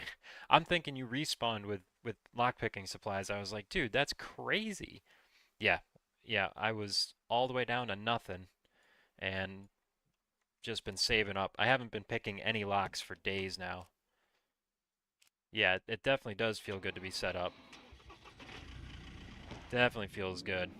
What I need now is just a yellow-handled screwdriver. More than anything, that's what I need. Oh no. Is there another one here? I thought these buildings were all done. Oy vey, it never ends. Yeah, bigger backpack is everything, my guy. That's everything. That's one thing I'll definitely tell people when I bump into them at the trader and they're carrying around a little backpack, like, go ahead, spend the money on a big backpack. It's so worth it because the bigger your backpack, the more stuff you can bring back to sell. And that is how you make money. Okay, that whole pile is nothing. Junky rubber band. At this point, if I need rubber bands, I'm spending the money to buy them. $15 for a 100% rubber band. Yeah. That is a big accomplishment. It definitely is. Big backpack, bigger backpack. That's the whole game when you're just getting started. Really, that's what the truck is too, right? Just a bigger backpack. Just a place to store more stuff. What used to take me weeks now takes me hours, right? My ability to make money has been amplified by the presence of the truck.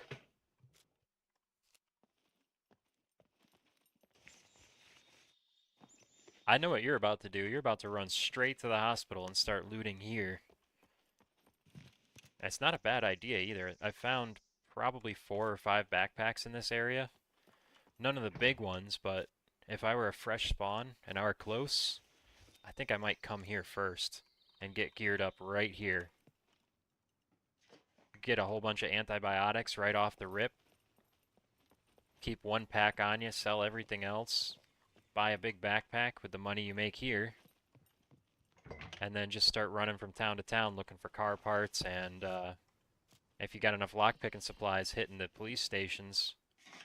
Get your first handgun for free. Spend the 700 bucks on the ammunition. Of course, you need fame points to buy it, so easier said than done. Oh yeah, yep, I will definitely sell them. I will definitely sell them.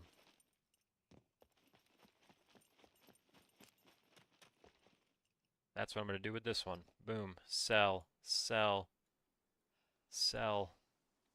I'm going to keep the candy bob, so that's good calories. Let's see, what are we gonna... We're gonna move these down, I think.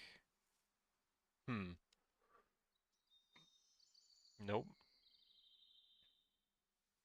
Well, I guess that'll go in here for now, that's fine. And we're gonna put the medical supplies in our keep stash. Boom, more tourniquets. I don't think you can have too many tourniquets. When you need a tourniquet, it's really good to have one.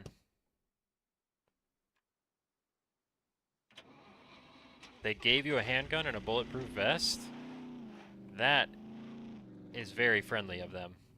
And unexpected.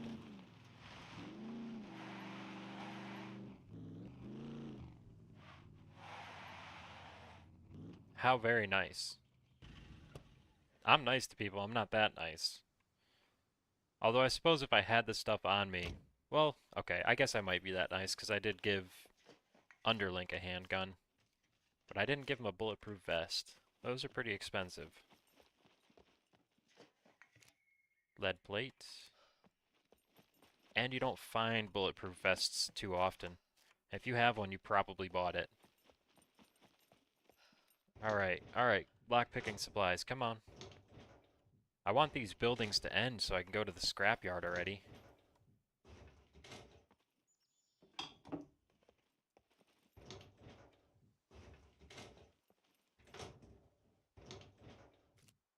Pack of smokes.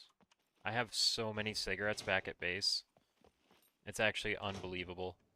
For like a week there, all the squad mates were giving me every cigarette that they found, and I was like, okay guys, I appreciate it, but now we have too many. I want that bag. Good building material right there. Fill that thing up with sand and make some brick walls or some concrete walls. Decent rags, right? Couple more pens for making landmines with.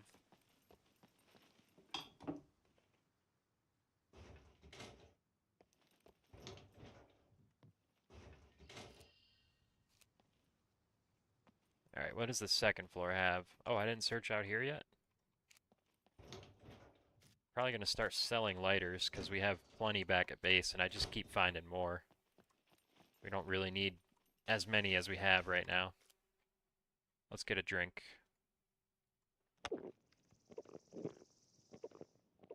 I mean, I haven't seen any hackers. I don't know how involved the host is. I've never encountered them or seen any messages from them, but I like this server. I haven't had any trouble with it. Worst thing is the landmines. But I think that probably happens everywhere. You just don't run along the roads, especially around the traders. But yeah, I like this server. It's it's a good balance of there's people enough on here to make some friends and have some encounters, but it's not so busy that you're competing constantly for basic resources. There's plenty of room, and like I said, I've got a couple of allies. I might be able to help you make some progress here if you came this way. It's up to you. Not trying to push you in this direction, just an offer. Obviously, if you already have a thing going, when you leave that server, you're going to lose all your progress, so if you like where you're at, you should stay there.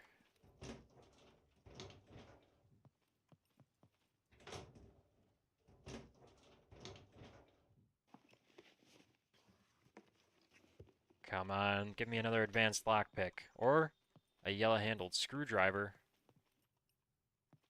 What do we have here? Nice. Bottle of vodka. You know I love that. Disinfect some rags with it. Keep some cheap bandages around that we didn't have to buy. Yeah, you could be on more than one server. Yep, you just don't, your progress isn't, your progress doesn't save across servers, of course, but I understand now when you're saying you were thinking about moving to PvP. Yep, this is a good choice, I would think. As long as the ping is good for you. Alright, did I search this building already? I don't think so.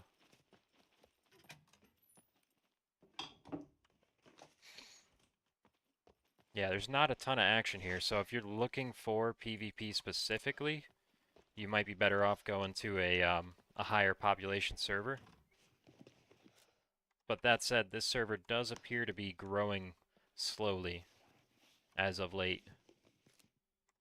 We're getting closer to what I expect will be some PvP action soon. Ah, the pharmacy. Yes, yes. More candy. Bob.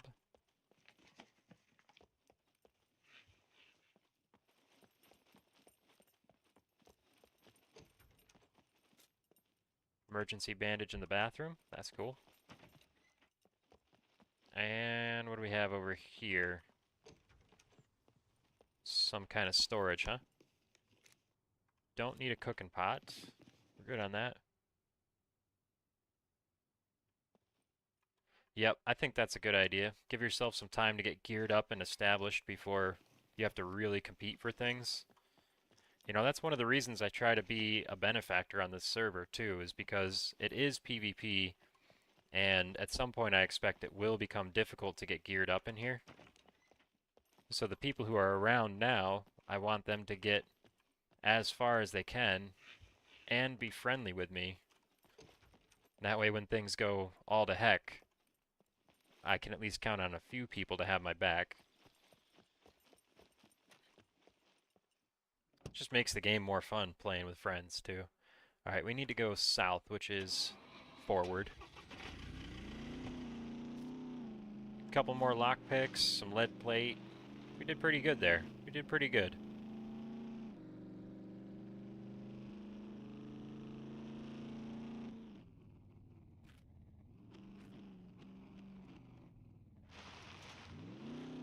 And now we go east. We say hi to the hunting lodge. Hey, hunting lodge. Kind of want to go check in and look if anything has been moved. See if they're still around. I hope these people still play. This is a cool little build here. And we did leave them party favors. Kind of feel bad I took some of his cigarettes. It doesn't look like he's played at all, though.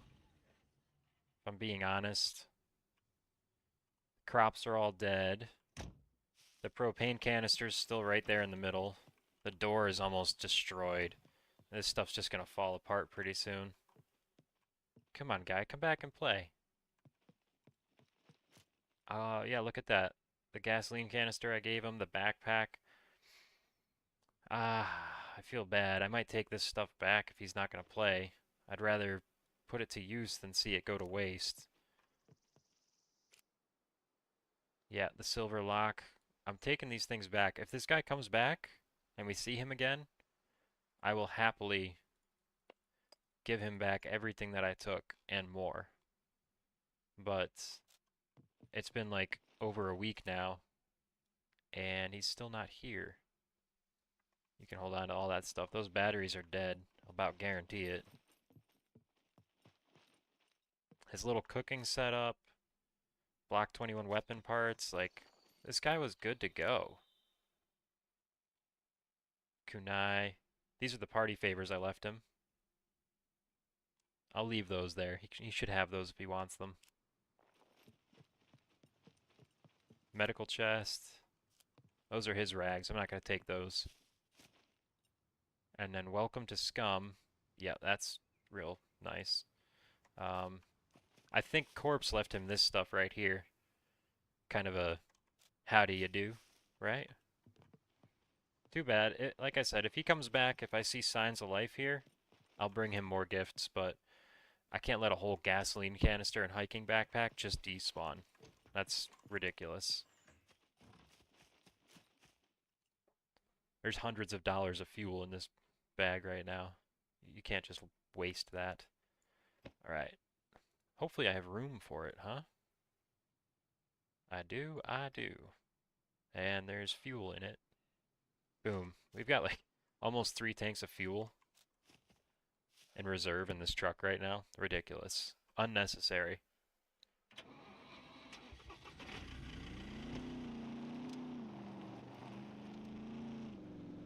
Especially since I haven't yet run out of fuel even once. The only time I was with somebody who ran out of fuel was when we were moving a truck to sell, and we just put very, very little in it, and it ended up not being enough. And that was no big deal. We were in the woods, we topped it off. Didn't even top it off. We poured in another couple of liters and finished the drive. Speaking of fuel, there should be a gas station up here on the right. Might stop and top off. Might as well.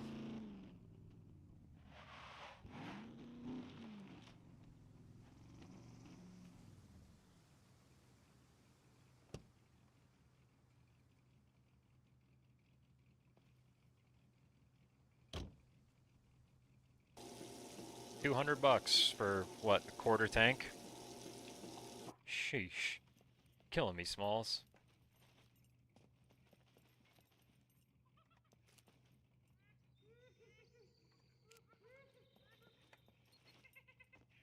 I think I hear 2 of those guys.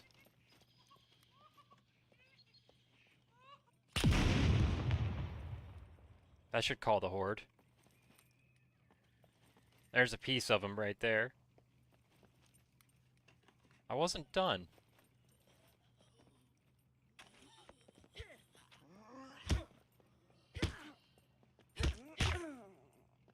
I wasn't done. Let me in. Those are the shorts I need. They're in really bad shape, though. I'm not going to put those on. That's disgusting. I'll slam this soda, though. Come on, some cash in the register, maybe?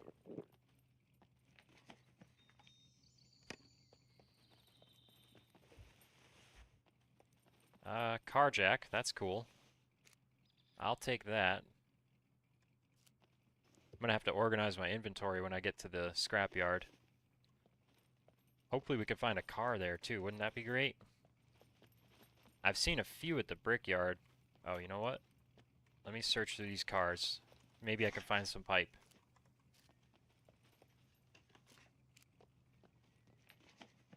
I hear a horse. Pack of smokes.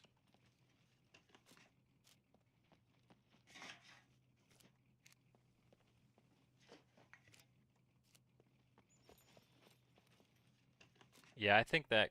Look at that screwdriver. I think that guy with the hunting lodge probably isn't coming back. I wish he would, but it's been so long now. I feel this is the kind of game where if you're not playing it pretty regularly, you're probably going to just drop off the radar. Yeah, I'm hearing some kind of animal out there. That's definitely a horse.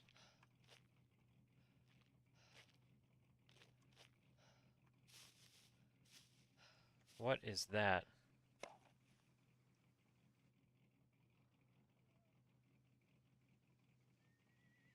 Is that a zombie?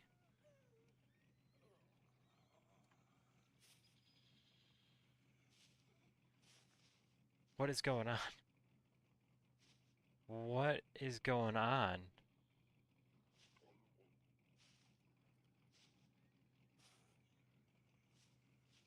What is happening?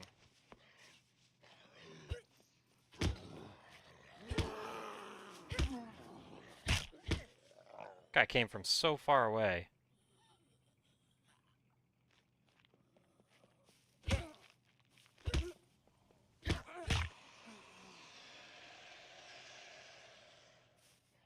I feel like there's a player here or something. Or maybe they changed the zombie spawn radius?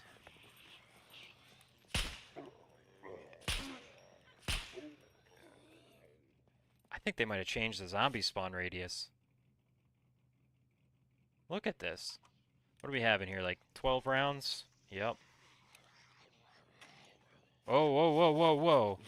Why did that happen? I'm stuck, I'm stuck. Yeesh. I didn't like that. My weapons got mixed up. How am I doing? Oh, I'm barely even hurt. I've never seen them come from so far away. It's crazy. Here I am just trying to find a horse, which is probably gone now after all the action. And there's zombies running from like 300 meters out. I guess probably not quite that far, but yeah, that was, I think they tweaked that a little bit. So normally the zombies spawn a little bit closer to you. I think I like this better though. Way better. Right? I could have, if I had been thinking, I could have grabbed the bow and taken a lot of them out before they even got close. Okay. Interesting changes.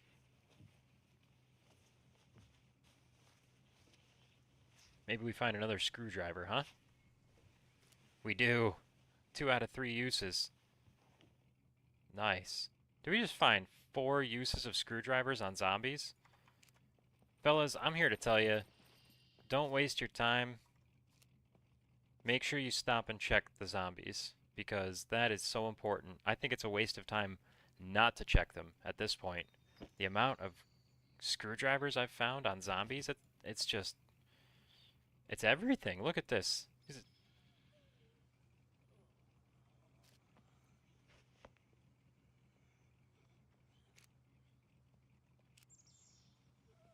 Where are you?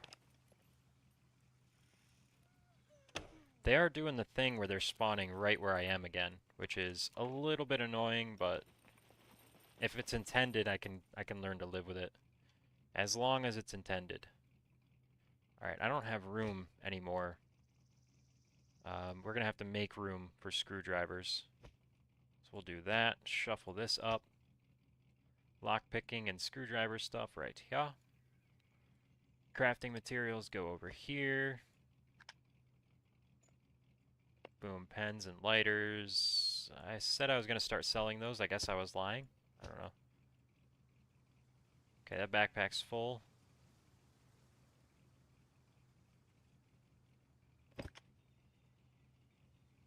So we move on to this one. Boom. All stuff to keep.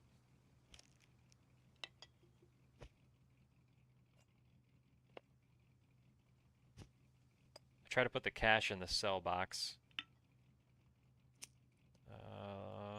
Do that and that, because that's where I'm going to want it. I'm going to want the cash when I get to town. Speaking of cash, let's grab it all together now. Where are you? Was that it? I thought I had a little bit more loose cash in here. Maybe not. Might as well sell the shoes if we can get anything for them. Could put this on the pistol and see what happens. See if I like it or not. Interesting.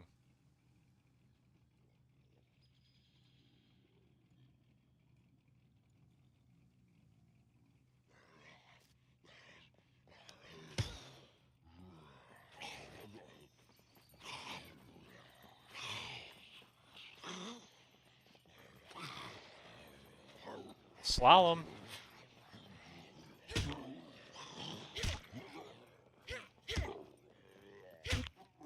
You gotta have some fun with it, right?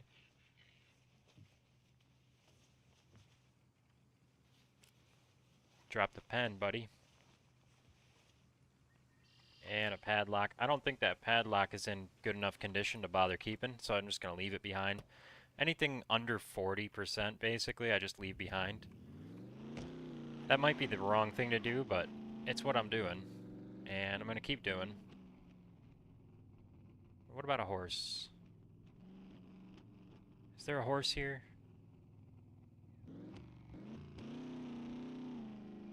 There was. I'm absolutely sure of it.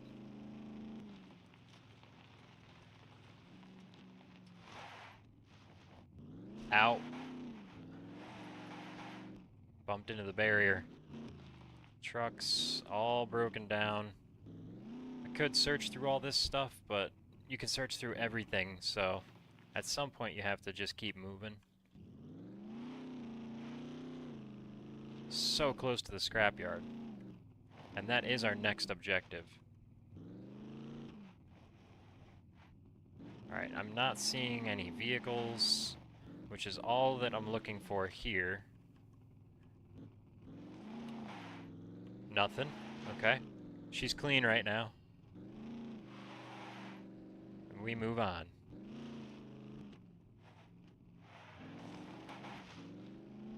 I'm definitely going to have to go more far afield. I think I need to go through some of the northernmost towns and check them for vehicles because I've been making laps around the middle and southern sections of the map and doing my community service, but I think probably not hitting the upper towns, the northernmost towns, means there's going to be a higher density of vehicles up there that just haven't been dealt with, that are going to require some community service, per se.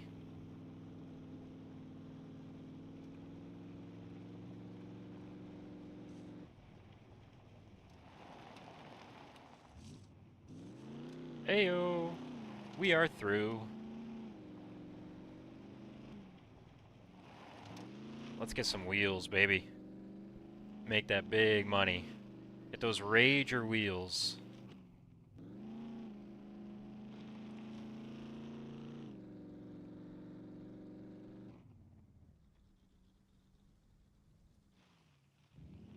I guess I could use my eye in the sky, and I could call in Corbs with his airplane to have him check these open areas like the scrapyard, the brickyard, see if he could spot cars in them. He has a pretty keen eye. He saw a car in a bush, which I don't think I would have seen.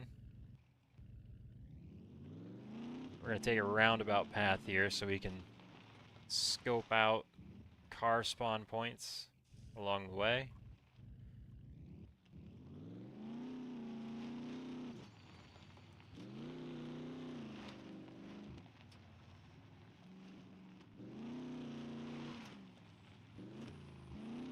Looks like there's nothing here at the moment. I think there's one other potential spawn point that I haven't looked at. Maybe a couple down on the south end that might have been hidden behind bushes. I've seen cars spawn in this row of cars up here, so that's a possibility also.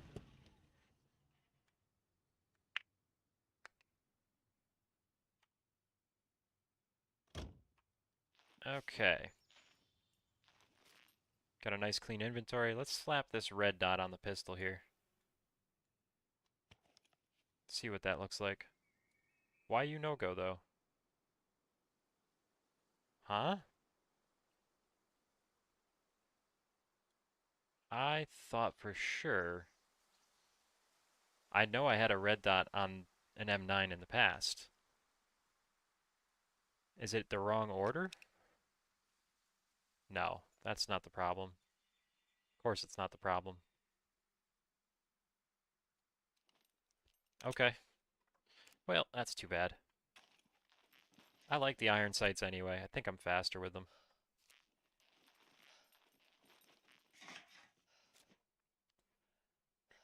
I might just focus Rager wheels. No, I can't do it.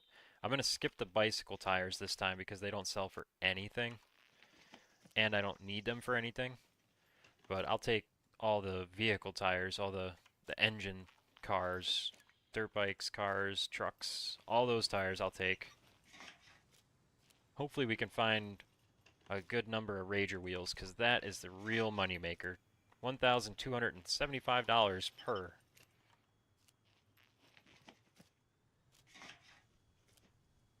Rager. Yep, that was a good pile right there. Probably 300-ish dollars in tires besides the Rager wheel. And then any Rager wheel under 70%, I will pay the mechanic to fix and get top dollar for those. I don't use vehicle kits on them. I guess what I could do though is buy a vehicle kit. I have to do the math on that and find out, right? Because the mechanic charges to install the tire, to repair the tire, and then to take the tire back off when you sell it.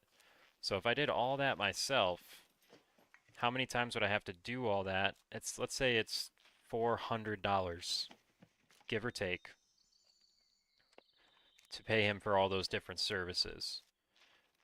And if I did that myself, I'd have to do it about 6 times in order to save money by buying the vehicle kit from him. So if I had 6 or more wheels that needed repairs, it would be worth it to just buy the vehicle kit and do it on a jack stand. I think that's probably decent math. I think that math works. Okay.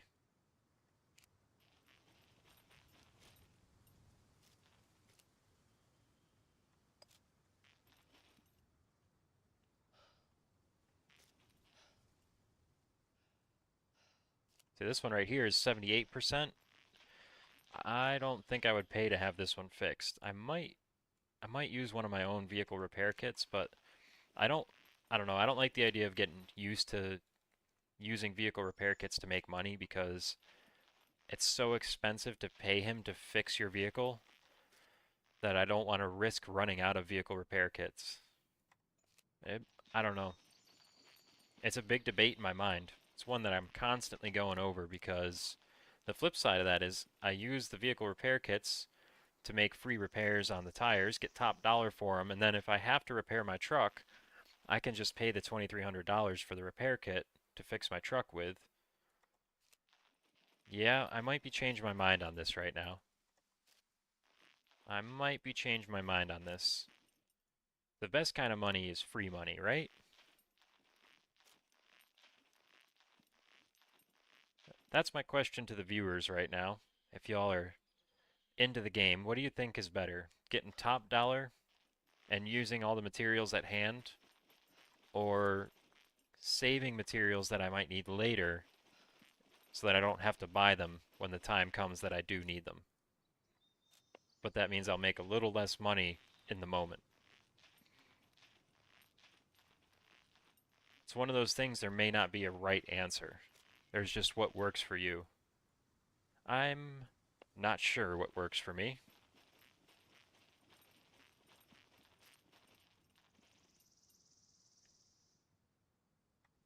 Okay, I think that's the tire pile cleaned out. I feel like it was a little bit slack today. I feel like I usually find more wheels here.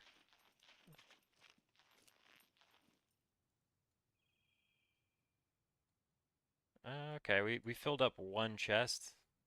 Not great, not terrible. I think we could probably fit this guy right here. Yep. Well, let's make our way through the pile of cars here, because we can often find lead plate, gunpowder, metal pipes, and even more Rager wheels in these piles. Right, we got a Rager seat there. I'm not going to take it though, because it takes up too much space in a box, and it's just not, I don't think it's worth the money you get from it to take up that kind of space. Keep the thread, Rager door. Nobody needs that right now.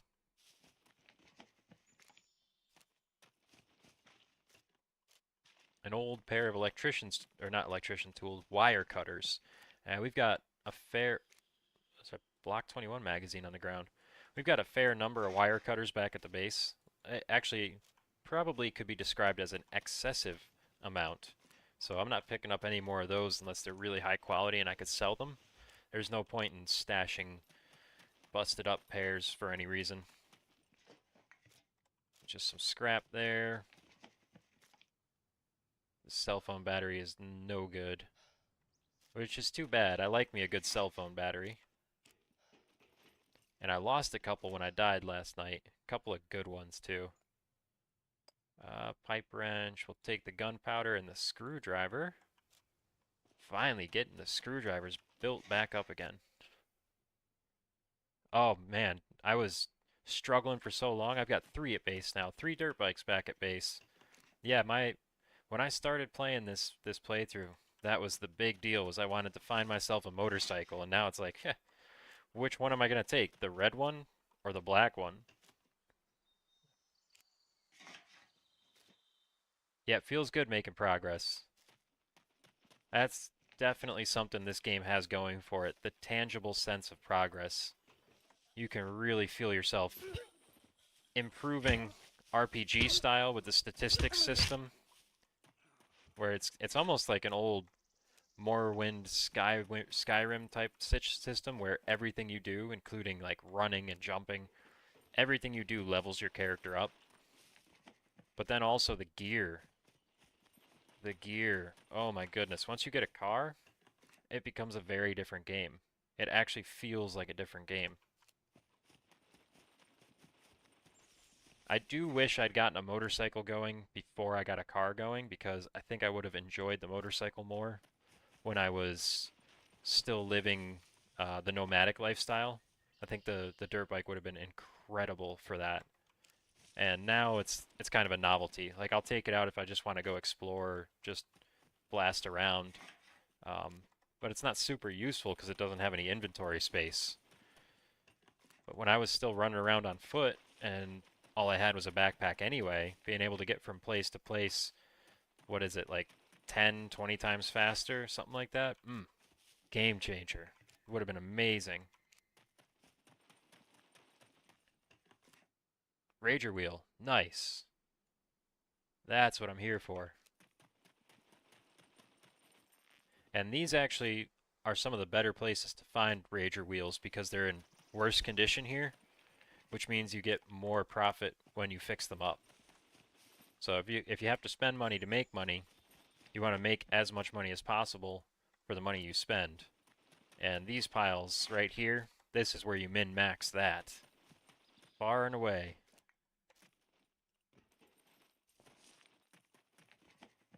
I should go take a look at that player base we raided.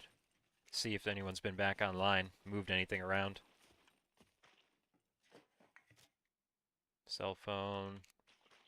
Be nice to find a little bit more gunpowder, maybe. Oh, there's a pipe there. Almost missed a pipe.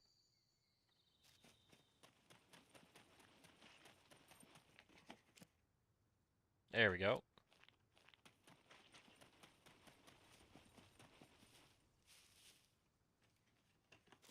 Gunpowder, nice, nice. Silver lock, Rager wheel. Okay. Now we're getting the good stuff.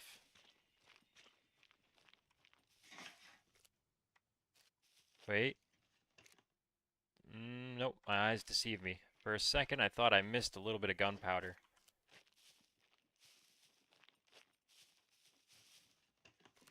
Lead plates. Yeah, that's another thing we're not finding a whole lot of right now. It's funny the way the loot works. That's just randomness for you, right?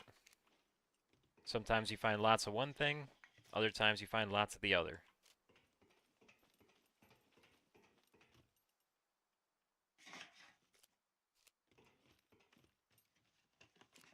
Lead plate.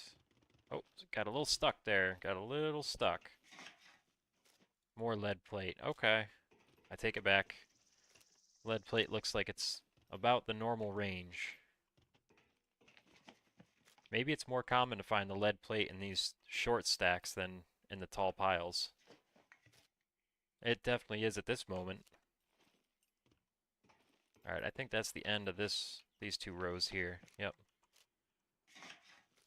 I'm gonna make, well, I'll finish going through the rows here. If I find good stuff, I'll pull it out. Just leave it on the ground, because I don't have a lot of room left at this point. My inventory is getting quite full.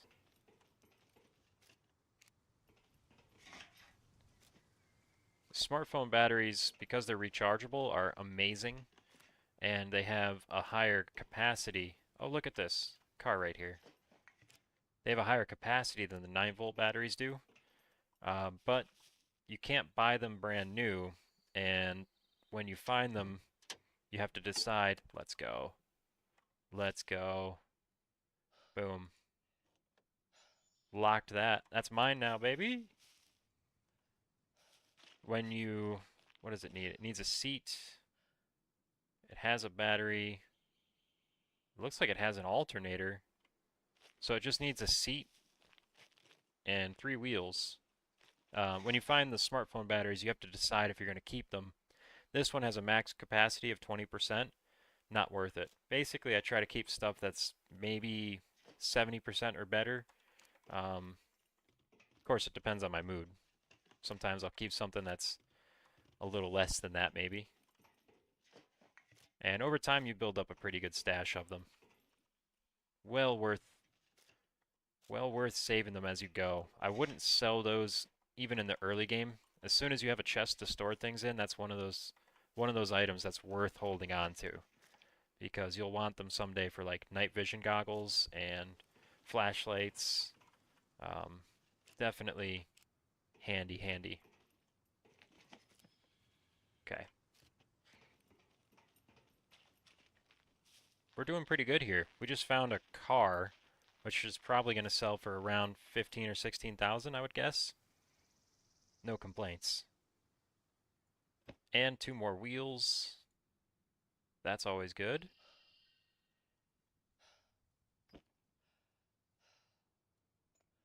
Let's fix these locks up. Remove and lock. Remove. Lock. Remove. These are the survival loops, my friends. The survival loops in this game. Boom. Just like that. There we go. So now we put our good lock back on there. And we can sell all of these iron locks, but I will hold on to that silver lock. What else do we sell? I think I'm going to sell this Desert Eagle red dot, since it won't go on my pistol for some reason. Oh, you know what? Before I do that, let me just try. No, I already have an optic on there. We'll just sell it. We've got more at the base if we want them.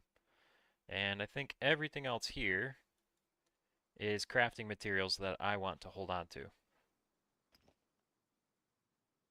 think we're in our 3rd bag now, right? Boom. Gunpowder. I'm actually running out of room for screwdrivers, so I'm going into overflow mode. Bada bing, bada boom. It's the little things.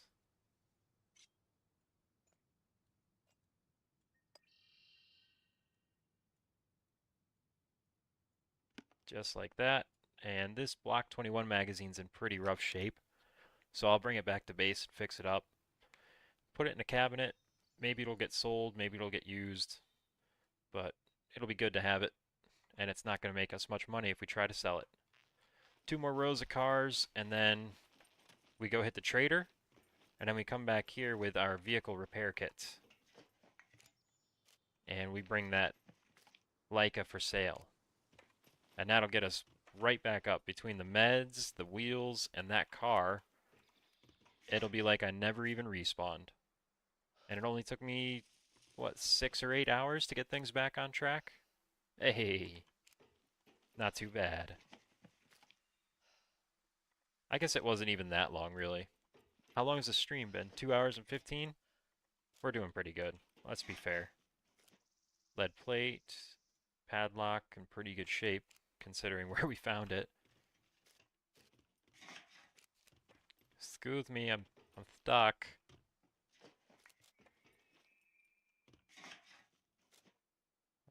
Floater. The thing with the floaters is you can buy boxes, which take up the same amount of room as a single floater, and they hold 10. So I don't grab the loose ones at this point in the game because there's just not that much. The boxes aren't that expensive really. Early game I definitely would grab any floater I found because fishing is amazing. It's a really good way to get food. Not a good way to make money, but a really good way to make food. Very consistent, right? When you go out hunting, you have to just hope that you come across an animal. Very inconsistent. When you go fishing, there's always fish.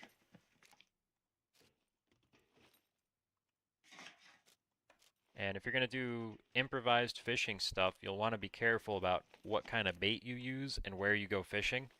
If I was going to do improvised fishing, I would want to use bait that I made out of a rotten log, right? So crickets, maggots, that kind of thing. And then you'll catch really, really small fish. The improvised fishing stuff doesn't put up with a whole lot of strain. So even a small fish can break the improvised fishing line.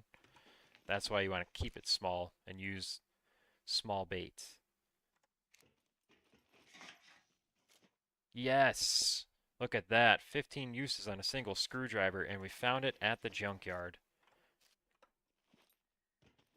That's the good stuff right there. That's a screwdriver that stays in my inventory.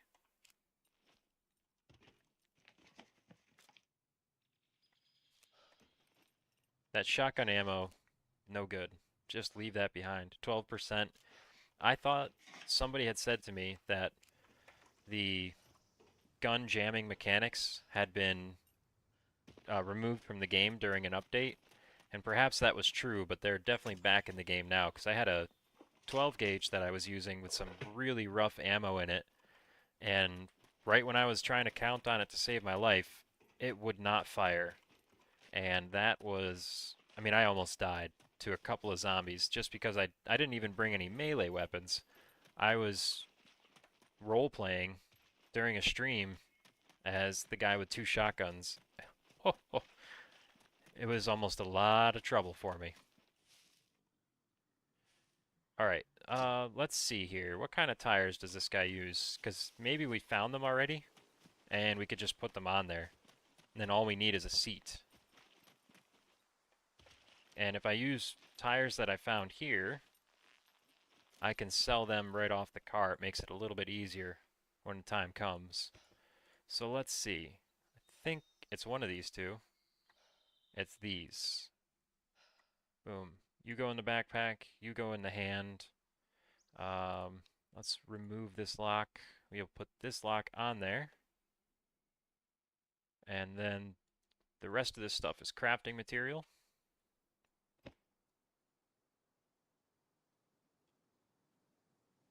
Boom, gunpowder, lead plates, padlock, silver lock, screwdriver I'm going to keep with me. I need to go buy some shorts. Okay, there's that. Backpack goes back in there, goes back in the truck. Wait, I only have 2 wheels. I think I need 3, right?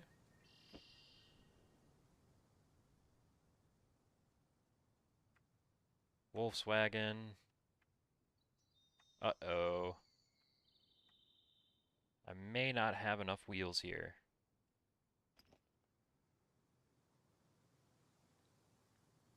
Okay. Not to worry. I'm still going to use what I have. Might as well. Maybe by the time I come back, I can go through these piles again and find the rest of the stuff. Sometimes you can even find a seat in these piles. We didn't get that lucky today. And I don't know where else I would look. I think this is just about it. Take that in hand. Service on carjack.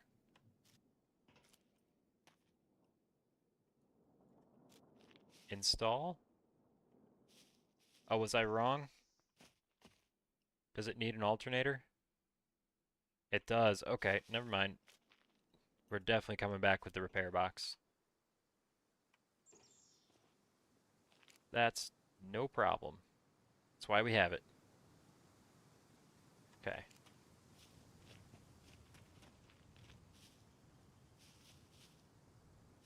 Yep, too bad we didn't find one more wheel. And an alternator. Yeah, I do wish this game had towing in it. DayZ used to have that, and it was... I mean, I'm talking about the DayZ mod. I never played the standalone. But yeah, that was one of my favorite things to do, was to go out with my car and then just tow vehicles into the trader. And you could convoy like that too. You could solo convoy by daisy chaining a few vehicles together. Bring a whole fuel truck with you and a truck with a big old inventory, and then use the fast vehicle to pull the rest of them. And you could get around pretty good like that. Until one of the cars in the back runs into something hard and goes boom, and then you have a real tragedy on your hands.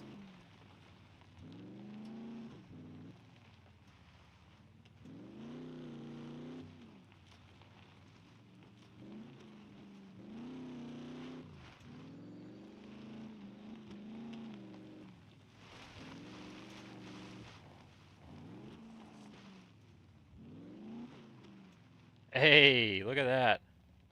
Ah, no engine? No lights? Time to do some community service, my friends. Time to do some community service. What are we dealing with here? Looks like stomach empty. I can fix that. Go ahead and eat all these crackers real quick. I've got 14 antibiotics on me, 7 painkillers. I think that's pretty good. Feeling comfortable with all that. I'd like to find some more MREs. That would be a nice treat. I got a couple on hand, I think. And they're still in really good shape, so I'm just going to keep them on hand for now. I also have some reserve painkillers. No, antibiotics in the truck, just in case. See, this one having a seat, it's too bad it doesn't have an engine, because they don't always spawn with those seats, as we just saw.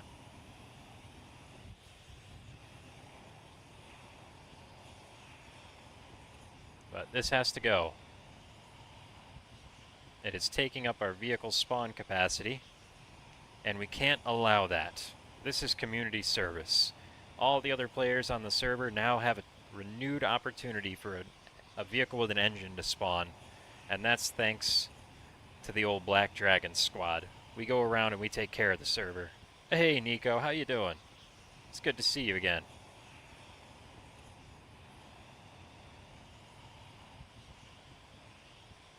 As you can see, we're still busy with community service, as always.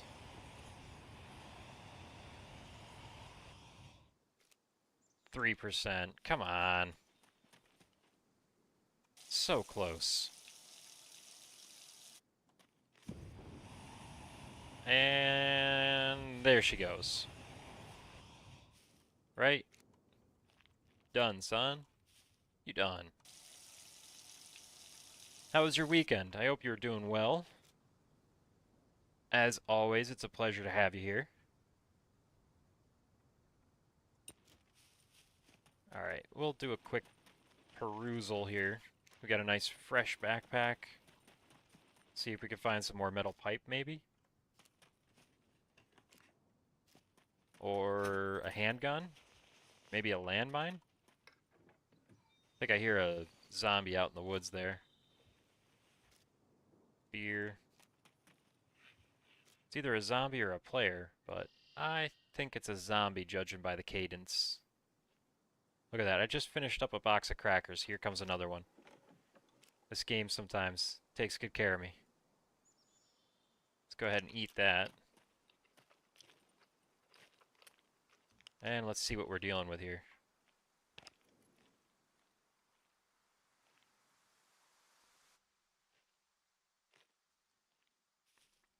Out behind this structure?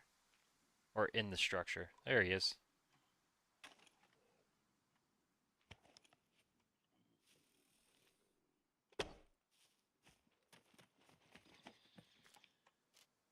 Couple of bolts.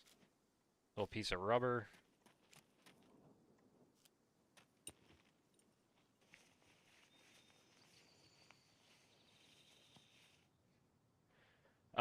Good. We had our first plane crash and went and got another one. And now we've got that one stashed away. We used it actually to find a player base. We had an attempt on our base over the weekend. One of our guys got shot while he was hanging around. Is that a... Ah, dub. Too bad. And because Corpse was flying the plane around after that attack, we found what we think is their base because it's uncomfortably close to ours. And so I went and took care of business. I retaliated. I shot the wheels off of their four-door and then planted an improvised landmine next to the driver's door of it. And then there was a two-door just up the hill from them that they had put a lock on, and I went and bought an actual landmine and placed it next to that two-door car, figuring it would actually destroy it when they went to go mess about with it. Came back the next day, and sure enough, that two-door car was gone. So they are immobilized for the time being, and hopefully they learn their lesson about creeping around our base. You know, it's one thing if you show up and say, hi, hey, I happened to cross this base, are you in there? Then I'll be nice and say, yes, do you need anything? But if you're just going to creep around in the bushes and shoot at my friends, all out war. Yeah, a lot of that's thanks to you, too. No joke, when Corpse crashed the plane, he actually said, I guess that guy was right. You're going to lose a ton. You'll have to keep getting them. Have you gotten back in yet? Are you playing again? I know you were thinking about it there. Trucker jacket. Got a nice couple of bucks for that. Yeah, it's a lot of fun. It feels good having the resources to be able to, um, let's say, properly defend ourselves. Maybe even a little over the top, but hey, retaliation should be swift and decisive.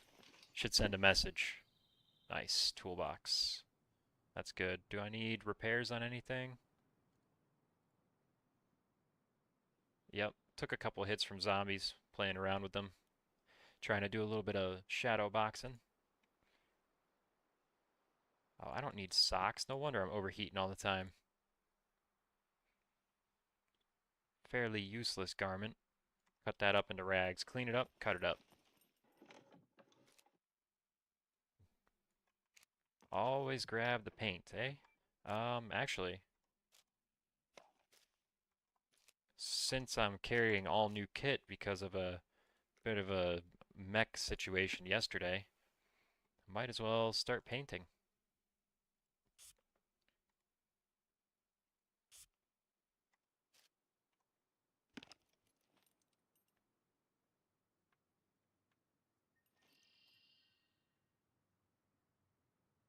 A little hard to look at your own gun, isn't it? Yep, I like it. Boom, right back in the holster. You're still looking for the right server, huh? Well, I know you were thinking about joining up with this one, and I neglected to send you the, what you call it there, the way in. Here we go. If you wanted to see about joining this server, there's the link for you, friend, in the Discord. A little bit of bird shot.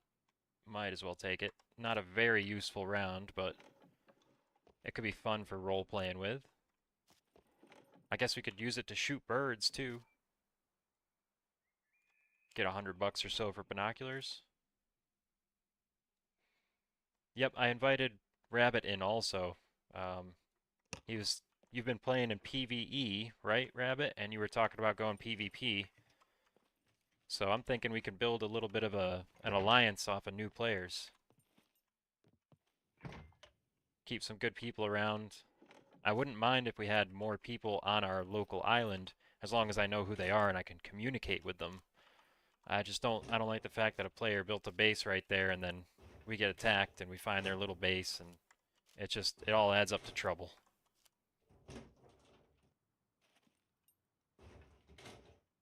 Yeah, if you do, definitely let me know in the Discord, and we'll see what we could do about helping you get geared up to the extent you want help, and at least let my friends know that you're on the server so that they won't shoot on sight if they come across you. Alright, that's the first floor done. Show me pipe. Come on, I need more pipe. Don't be skimpy.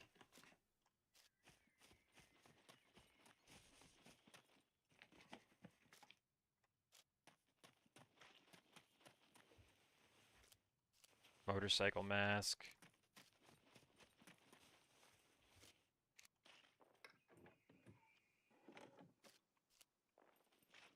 Nothing. Nothing.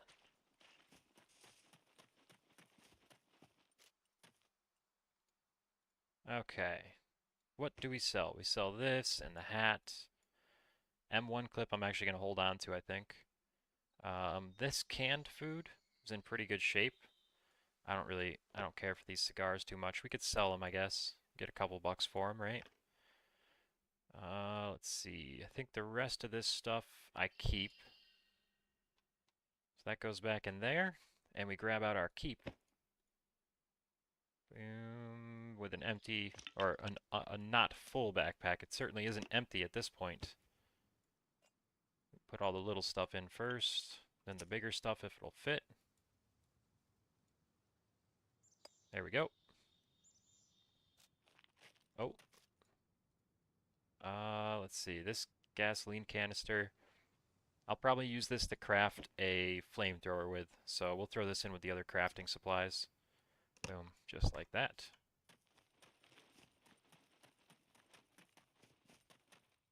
Yeah, that's exactly what I'm thinking also, Rabbit. It's a good idea to bring in good people who I can trust because we've got a good server going right now with a few friends about and all that kind of thing. But then you get these new players, like yesterday I was driving around in a, where was I? I actually remember. I was in the town in the middle of B1 and there was a Bambi there. He was still wearing his jumpsuit, you know? And I stopped and I said, "Friendly, do you need anything? Do you want some food?" And the guy didn't even wave. He made some kind of gesture in the air, but it wasn't. I couldn't tell if he made a mistake and meant to do something friendly, or if he was being like, "Hey, screw you." So I left some food on the ground. I drove away. He wouldn't even type in chat to me. Okay. And those kind of people are the people I worry about because if somebody speaks up and says, "Hey, how you doing? I'm friendly." Now we've got a little bit of a rapport going. But when you won't even type in chat to me, it's like, what kind of threat are you? Are you somebody I have to worry about in the future? Like I'm not going to shoot a guy wearing his oranges. Obviously, I gain nothing from that and it's only frustrating for him. But where is he in a week? What is he doing? Is he going to be somebody that's going to cause problems? Maybe.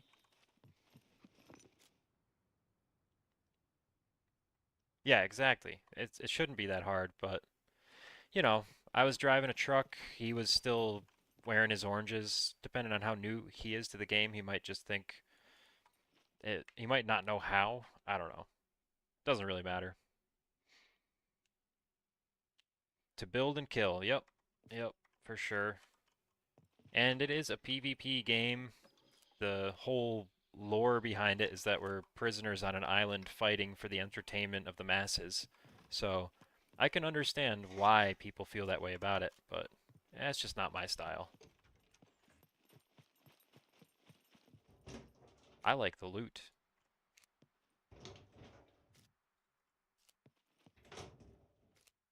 Look at this loot. Oh yeah. Come on. I need a big screwdriver. Give me a 40 out of 40, please. That was silly. Give me a 40 out of 40.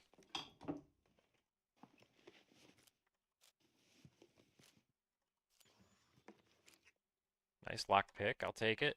It's not exactly what I was hoping for, but it's a step. Step in the right direction.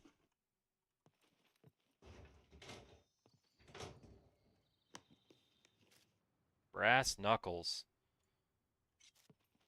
Come here, zombies. I'm ready for you now. Oh, a shovel. I actually kind of want that. What, for burying landmines and such? You were on a Russian stream today, nobody talked English, and most of them switched language just so you could follow the chat. That's really nice, yes. That's awesome. I love to hear that. Is there a little bit more um, enthusiasm for Scum in Russia than, say, in America? I wouldn't be surprised. I know I've seen Russians in all of these kinds of games when I've played them, even on very American servers. Like DayZ mod back in the day, it was like didn't matter what server you went to, there was always at least one Russian there.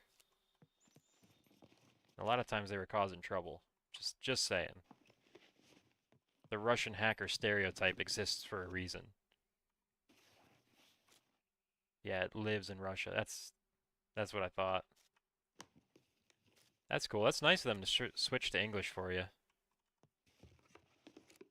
It's something you're definitely not going to get from Americans. Russian guy shows up in chat. We're not all going to start talking Russian. Maybe 1 in 100,000 of us. Maybe.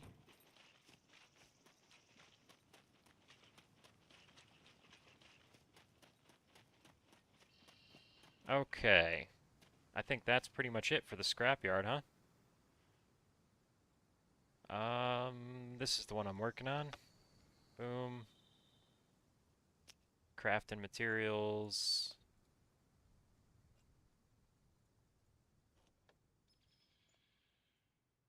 Just like that. Crafting. Boom. Building. Lockpicking. Lockpicking. Crafting. I don't need matches. Really no reason I should have grabbed those. Fishing hat can cut down into rags. Hopefully we'll get decent rags out of it. Yeah, shovel ain't gonna fit in there, is it? That's why we have more than one. There, shovel will fit in that backpack. And then these 3 things are for sale. And we're ready to go hit the trader. Boom, boom, boom. Oh, probably don't really need brass knuckles either.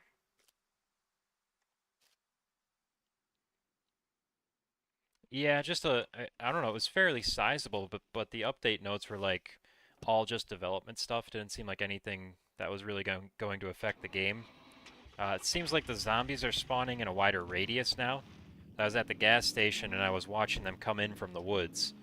So that's one mechanical change, but they said bug fixes in the notes, but they didn't say what kind of bug fixes, just that there were some. So it seems basically the same. The game is definitely improving though. I'm noticing nobody has crashed with a fatal error in like the last week. Um, all of the inventory stuff that was happening where you would like pick something up out of a chest into your hands and it would just disappear, that's not happening. You can eat food right out of chests. That's been very, very stable, so they're making good changes still. And the patch notes said that they're working on, I can't remember exactly what the phrasing was, but basically I think it was weapons for the NPCs that they're planning to add. So that's cool. I'm looking forward to that. We were actually talking as a squad about how it would be neat if you could hire NPC mercenaries to guard your base. So like when we go and do a base raid, even if nobody's online, there would still be some resistance there, some reason to bring guns, right? No base raid would be safe. That would be really cool. Of course, that would probably also, well, it wouldn't require it, but it would be nice to see, what am I doing? I'm going right here. Yeah. It would be nice to see squad funds. So a squad could have an account for itself that players could pitch money up into when they sell stuff. That would be really nice. And then that squad fund could be used for buying base building expansion kits, mercenaries, that sort of thing. Yeah, hire a mech. Oh my goodness. Yeah, maybe if you can put together $500,000. Oh my, can you imagine having a friendly mech patrolling your base? Just a square patrol pattern on the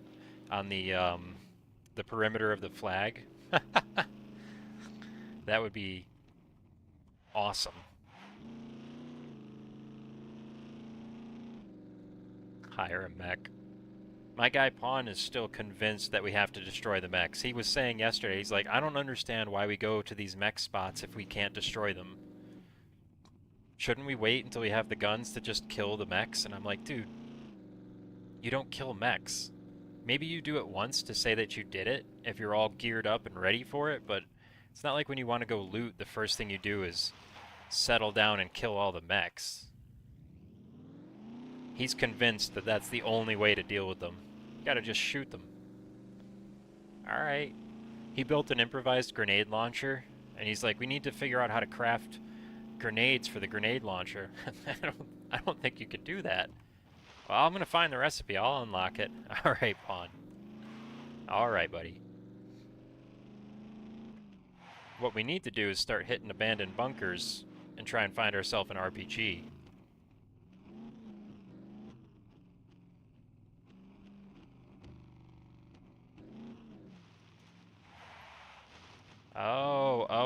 Okay. So you grab a gold card and then give one to everybody. Yeah, that makes sense. That would work. But then it's still the squad leader's personal funds get mixed in with the squad funds, which is I kind of understand it, but what I'd like to see is a separate squad fund with its own card, and then you could do a thing like when you're at the trader or you go to the bank and you say, hey, I want 3% of every dollar that enters my account to go into the squad fund. And that way you could just tie directly into the squad, and that would make things so much easier for like base building expansion kits and stuff, instead of coordinating who needs to give who money. But yeah, I do see what you're saying. That is an option. Right now this squad is pretty good about sharing money and resources when it's needed. I just really hope to see mercenaries in the game. I think that would be awesome. Have like 3 mercenaries with AKs hanging out around the base, patrolling inside the wall maybe.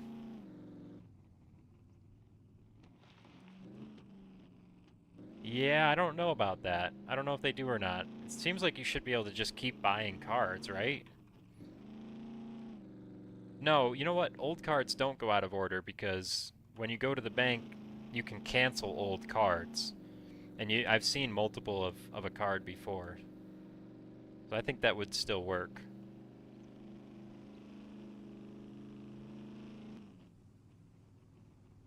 Yeah, that definitely could have been bad, couldn't it have been? I almost crashed into that log. You know the bar is low when you're getting compliments for not crashing, right? Hey, good job, Mayhem. You didn't crash. No. Look at me go. Not having accidents. Alright, we're gonna go sell this stuff, see how much cash we can get out of this little loot and loop that we just did. And then I'm probably gonna have to call the stream from there because I need to do some real life things. There's a dog that needs a little bit of attention, and probably some lunch that needs heated up. But I will be back on this evening. I'm planning on starting another stream around maybe 4 or 5 o'clock my time, trying to run it for 3 or 4 hours. I know, trust me. Those signs, rock solid. I don't know what they make them out of, but the signs around here where I live, you can flatten them with a stiff breeze. The signs in this game, they won't tip over if you hit them going 120 kilometers an hour. Ask me how I know.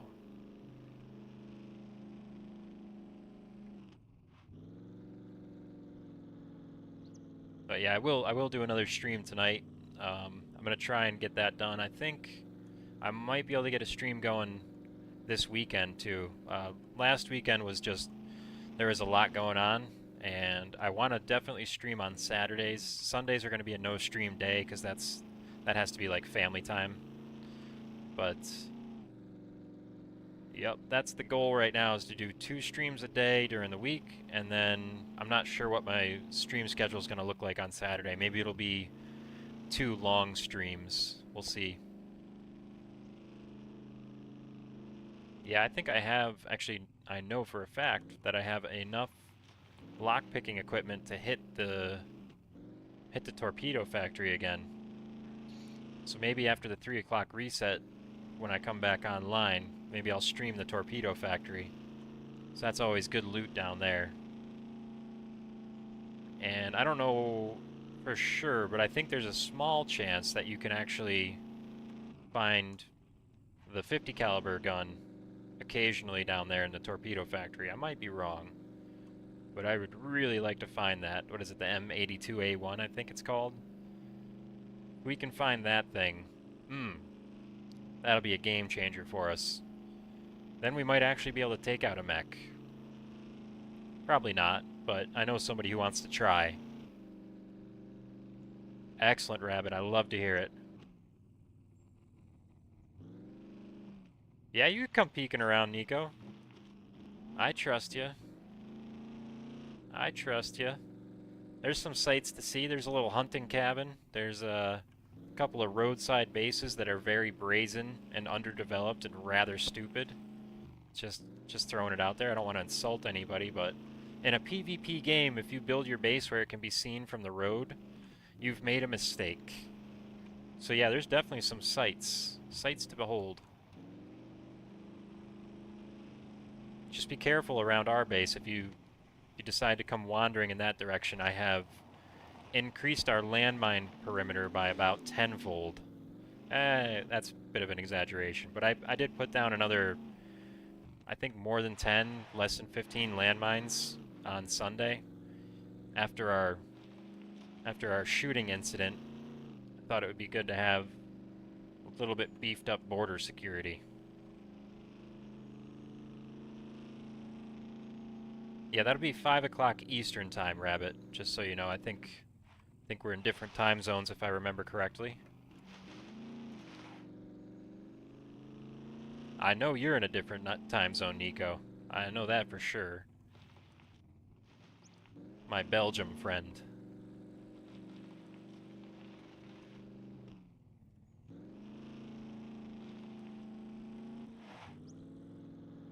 Oh, you know what I could do here? Yeah, that sounds about right. West Coast there. Let's just take a quick detour and I'll show you guys the player base that I retaliated on. See what you think of it. They did a decent job. Like, I feel bad trying to push them off the island, but you can't be attacking us and expect nothing to happen, so. But yeah, they're back here. They're pretty well off the beaten path. They're very well hidden. And their only weakness is that they're downhill, which was obviously to keep them out of line of sight, but it means that we can see down onto their base from overhead. Is this the windmill? Yeah, this is the windmill. So you go south of this windmill, over a couple more hills, and it should pop up more or less right in front of us.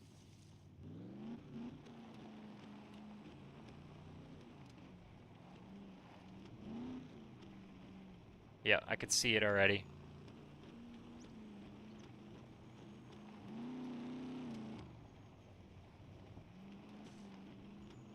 So this is the base right here. It's a 3x2 foundation. They've got locks on their door.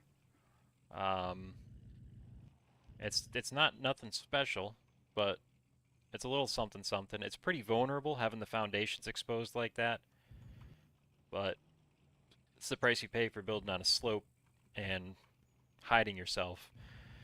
But it'd be easy enough for me to take a position behind these rocks right here and just oppress the heck out of them, right? If they tried to leave that base, I could shoot at them and basically bed trap them. And then down inside that bush is their little 4-door car that may still have a landmine next to it, may not, not sure. but I shot the wheels off of it to make sure they wouldn't go anywhere. Oh, they have moved it. It was here last night. Interesting. They have moved it. I might have to come back with more landmines then and trap that bush. I don't know. Might have to come back with the airplane and see if we can find that car. That's how we spotted it the first time. They did attack first, as far as we know, anyway. I can't be sure it was them, but I have been reaching out to them in chat, and I'm not getting any response. So that's, I mean, it's up to you, right? You can respond if you want. You're already getting attacked, so it's not going to hurt to enter negotiations. Or you can stay silent and roll the dice. But these dice are loaded. You might, yeah, I'm not sure what their play hours are. I haven't really tracked their patterns yet. I was thinking about setting up one of those sensors for the base that will put a message up in Discord when a player walks through it. That way we could start to get an idea of their patterns. If they are coming and visiting our base, we would know. And it would be a good way to correlate them, right? If we're seeing activity at a certain time around the base, and then we go to that time and watch their base and see them, it would be a pretty good indicator that we have the right guys. Considering how hard we hit them, though, they might not come around again. They might just keep to themselves. I'm not gonna place any more landmines there. Even though I want to, the spiteful part of me, I won't put any more out until they attack again, right? If they attack again, if there's a landmine at our gas station, if they come around the base shooting, then I'll escalate. But right now, I got my revenge, I sent my message, we're just gonna let things cool off and see what happens.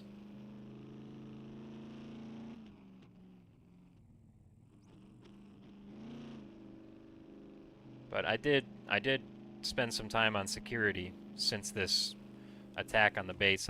Like I said, more landmines were deployed. I set up some spike traps inside the doors, so if they lockpick the doors open, they're going to have to step on spike traps to get through them. And those are pretty much hidden in the grass, so I don't think they'd notice. I think they would get cut up right away. And then I made concrete foundations.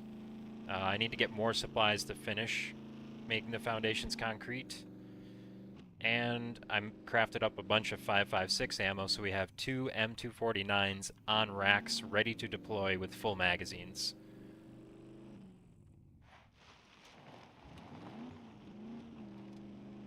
Plus I've been adding more locks to the doors and improving the locks that are there, replacing iron with silver and silver with gold, of course. So all steps in the right direction. It was a small threat, small arms fire. Didn't even kill our guy, but I'm taking it very seriously because as far as I'm concerned, that's a shot across the bow. A warning shot. And I'm almost positive they tracked us from the gas station. So we were there, we saw a bunch of zombies running out of the woods from the south. And the zombies were coming to the sound of the truck, but it's like, why are they spawning all the way out there? I think there's a player. Let's get out of here. And then like 30 minutes later, they were at our base. Yeah, they probably followed us.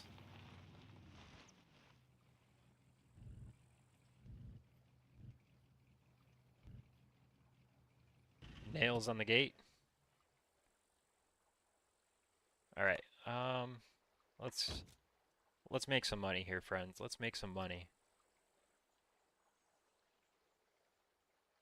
Open you.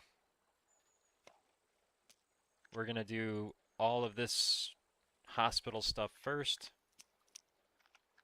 Whole bag full ought to net us a couple of bucks, right? I don't know why there's ammo in here. I didn't put that in there. I think one of my guys did. I will not sell ammo. I don't get enough money for it. I'd rather have it at base in case we need it. Lead plate, same thing. Could have been me. It's in the middle of my loot. It probably was me. I don't think that ammo was me, though.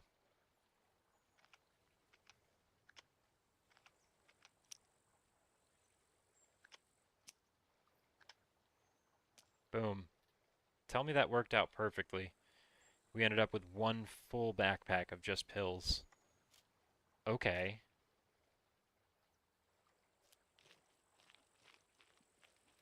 Oh, yeah, yeah. I've got a dial lock on the front gate and lockpick protection, so have fun. And I'm thinking I'm gonna remove the spike traps that I put down inside the gate, and I'm gonna put them outside the gate. So if they want a lockpick, they're gonna have to stand on spike traps to do it. It's almost too obvious as a method, but it'll work. I don't know if they can destroy those spike traps somehow, but it wouldn't matter. It would get them at least once, I would think. Definitely deter them. And then if I ever noticed the spike traps had been destroyed or gone missing for some reason, obviously I would build them in a different location. Rebuild them. Okay. What are we going to get here? $12,000, huh? Painkillers, charcoal, just making sure I'm not selling a gun by accident. Antibiotics, charcoal. I've got the pills that I want to keep on my person right now. Yep, that looks like it's all pills. Boom. Quick 12 grand. Thank you, sir. You keep hydrated. Thank you.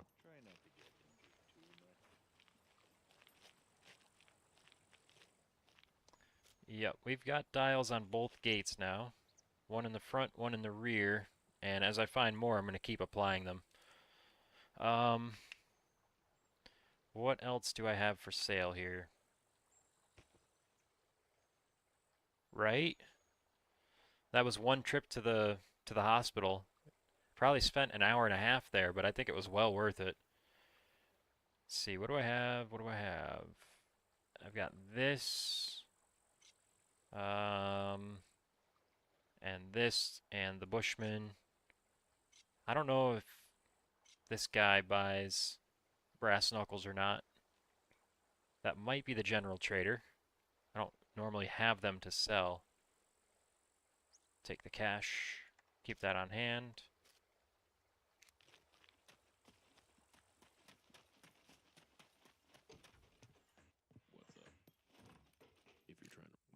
He does, $15 for him.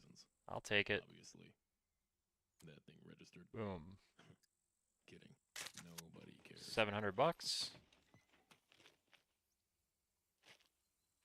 Visit the hospital. Yeah, that's 100% the way to go. I did not realize that until yesterday. It was my first time really successfully looting the hospital, successfully and intentionally, and it was incredible. I mean, it's not that hard to do. You can find a backpack while you're there if you don't have one already. You just fill up with all the meds that you can, run to the nearest trader, and then turn all those meds into some gear, like a bigger backpack. The only thing holding you back at that point is fame points. And you could just craft a bunch of arrows or something if you really need fame points that bad. Alright, what do we have for this guy? Hopefully a couple of bucks, right? Saw some screwdrivers, cleaver. These pants are in decent condition.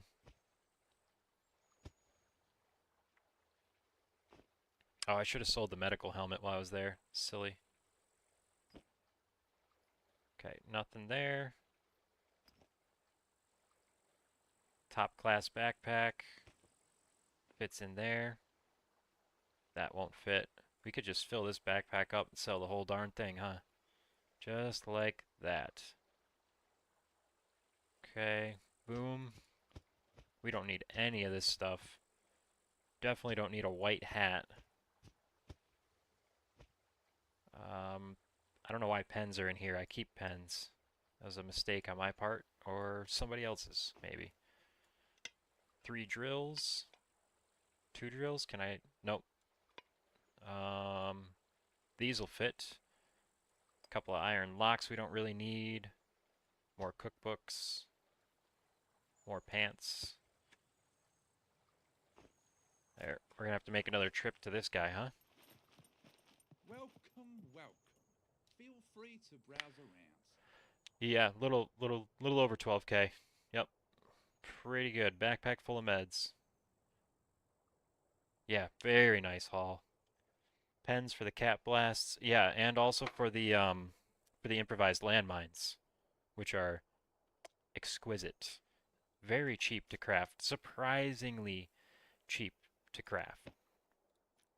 Inventory. Sell. How about you just take this whole backpack with everything inside of it and all of this stuff. What do we think we're going to get from this? I'm saying 3,500. Is that probably not quite that much, huh? 3,000.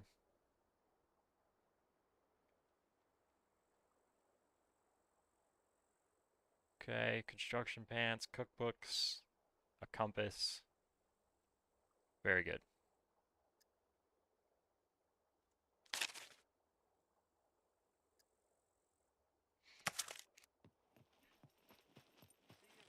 Oh, you will definitely see me around.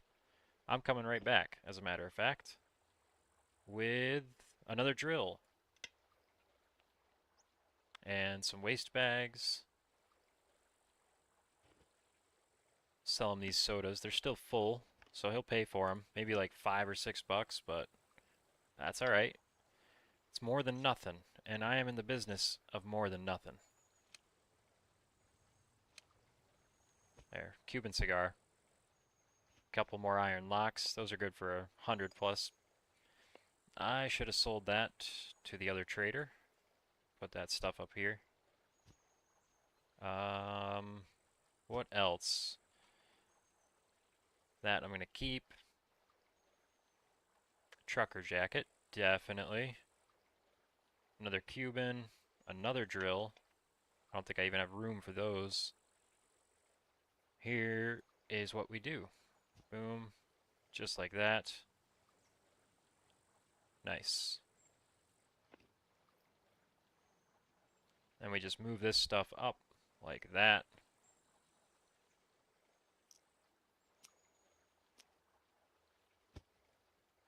Okay, we're making progress. Welcome, welcome. Here's what I've got. Boom. Here's what I have. How about that? $2 for these cans. Less than I thought. Probably not even worth it. 130 bucks for a Cuban though. You can't complain about that. Let's see what you have. Don't you worry about what I have. You can have all of it. There, another 2,400 bucks. Basically just cigars and sodas. A couple of drills. Oh, nope.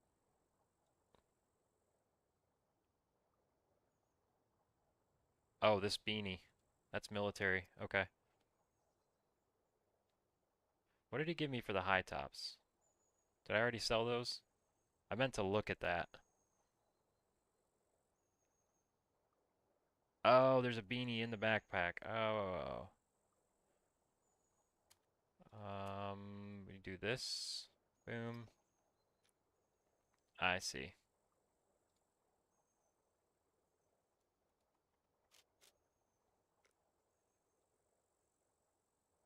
Okay, there we go.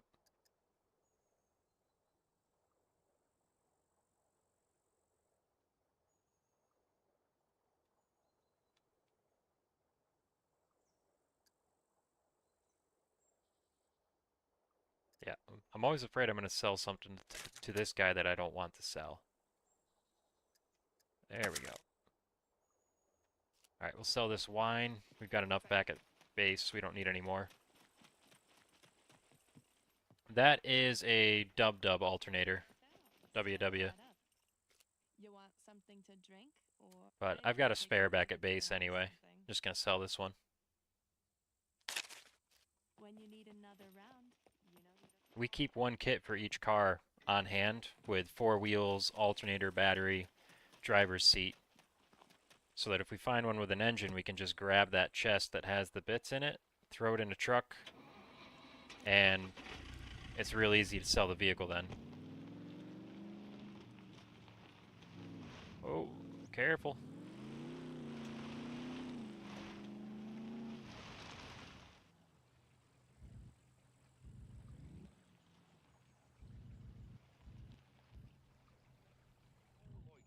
Yep, and then when we sell the car, of course, we take all the parts back off of it that we put on it, so we have it for next time also. Did I miss something here? Mm. Nope. Howdy, friend.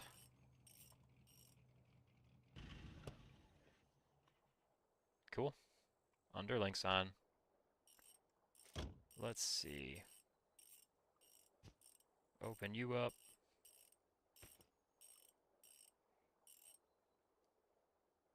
Take this and these. We've got tons of these back at base. We don't need them.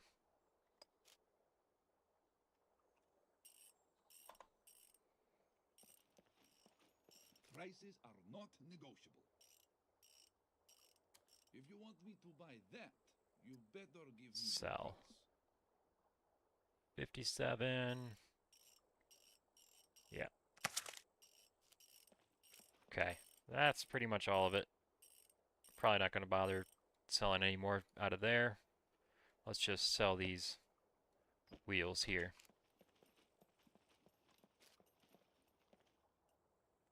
Boom. Just like that.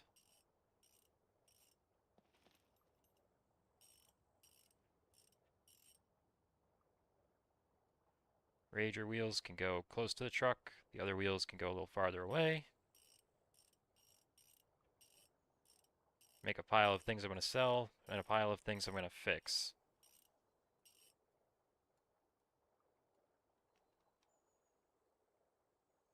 Rager. Rager. I think that's it. Prices are not negotiable. Alright, so I'm going to try a new method here. Normally, I pay him to fix up these wheels. This time I'm going to buy a repair kit and see how far it goes. Okay. What do we got there? 1,400 bucks in tires. Boom. Sell. Huh. Now I need my own jack. Take in hands. I guess I could just use one that I have on hand, huh? Service on car jack. And let's grab this guy. And this guy. While we're here, let's touch everything up, right? Keep things in good shape. Then they'll... Oops. I didn't mean to do that. Then they'll be there when you need them.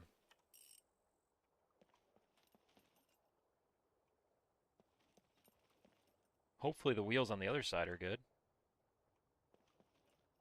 Looks like the headlights didn't get busted up. That's nice. Just this one front tire needs a little bit of love.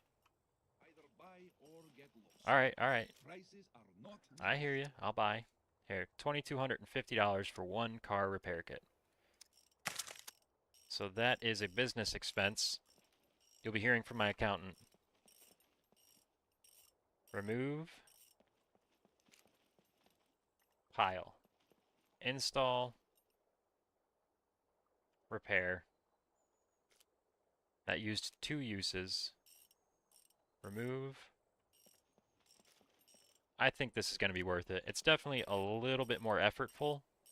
And if there was somebody running around here, they could definitely sell some of these things, but yeah, that's yep, 2 uses to repair this wheel. So far, oh, I hit the wrong button. Hold on. Service on car jack. There we go. Yeah, these tires here at full condition sell for $1,275. not negotiable. Boom. That's why I'm taking the time to repair them right now.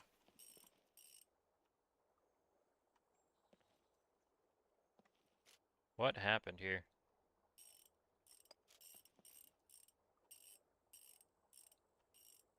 Got the wrong side jacked up. There we go. Yeah, I don't think the other wheels sell for anywhere near as much, but the Rager wheels are Money makers. Absolute money makers. Now we remove. How are we doing? It's 2 uses per wheel. So that means we can fix 10 wheels. I definitely think this maths. I think it's worth buying the repair kit from him so that we don't use up one that we found. And repairing all these tires, because you can put it on his car lift and pay him to do the work for you, and it goes a lot faster, but it costs a lot more money.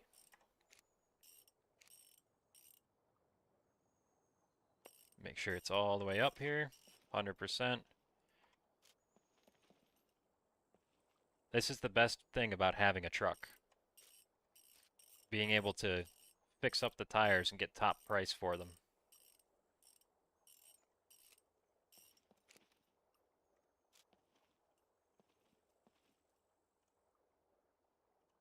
Wonder if I can do this all from right here. Repair, remove, place on the ground, take in hand, install. Yeah, this could be done from right here. I don't even have to move all around. Repair, save a lot of time like this. Remove, look at this. Method. And then we got to remember one of these we need to drive home with. Repair. There. And we still have just enough kit left. So we can use our business expense car repair kit on our own wheel. Boom. 1 free repair. That is good business. Just like that. We still have 3 good kits in the truck. And what are we going to make here? We had, what, 9 of those tires? So, 13,000? If you want me to 12,000? buy that, you better give me good price. Boom. $12,000. 12,000 more dollars. I know how to English. Who? You? 70 grand, my friends. I don't know what the tire repair kit does. I've never used one. I don't see any reason to. Haven't needed it.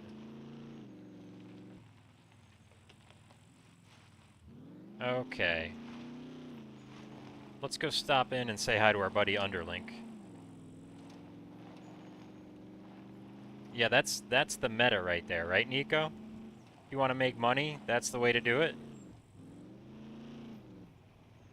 That's the way to do it.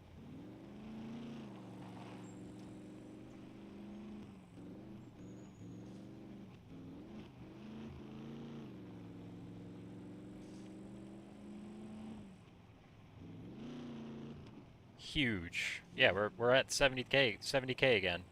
Of course, fuel's gonna take us right back down, but that's the game. We're playing it. I actually probably have enough money now that I could comfortably buy the Black Dragon sword that I want. I might do that later. I'm not gonna do it right now, but I might do it later. Oh, we got some, okay, got some action on the server here. Of course, it's gonna start heating up. The pop count's gonna go up. What the heck was that? Did you hear that?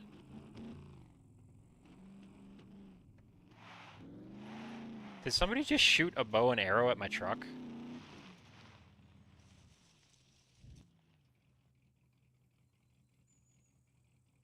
Hello?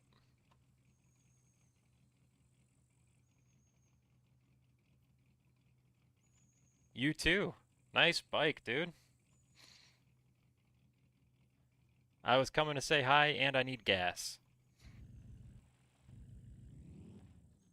They are the best, man. Tons of fun.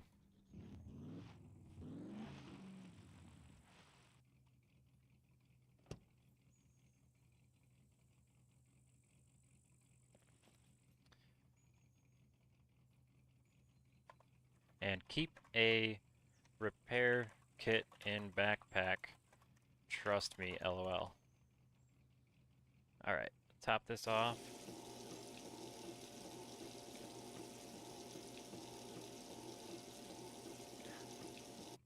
Yeah, I should try using a tire repair kit at some point, because they are even cheaper, huh? Haven't bothered yet. Oh. Do you have a refrigerator yet?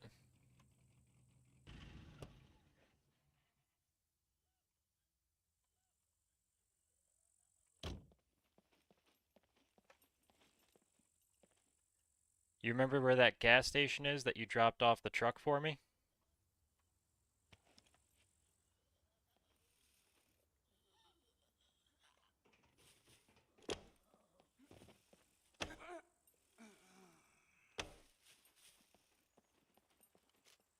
Boom.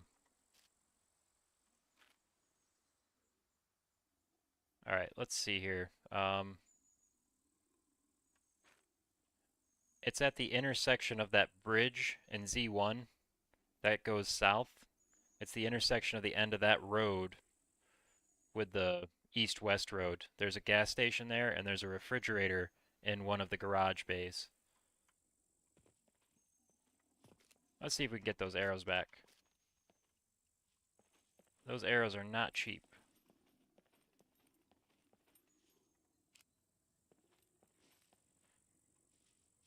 Make sure you bring car with tons of empty space.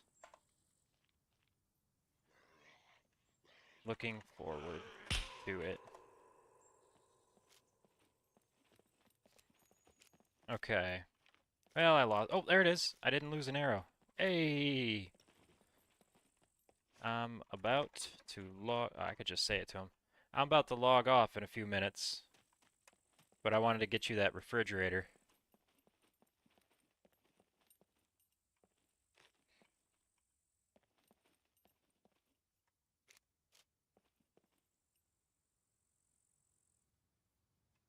You got the whole kit on that gun, my man. Looks good.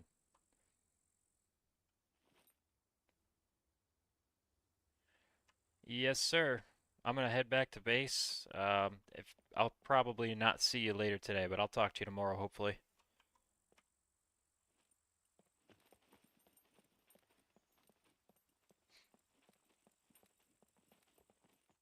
Yes, indeedy. I've been noticing that. Oh, by the way, would you be interested potentially in another squad member if it was somebody who I trusted? I hope that's Roxy, right?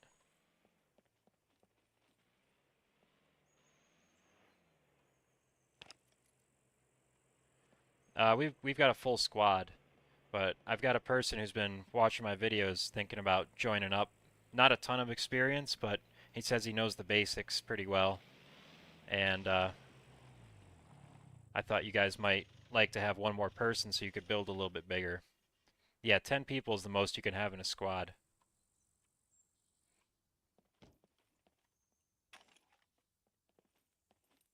Look at me go, negotiating for you there, bud.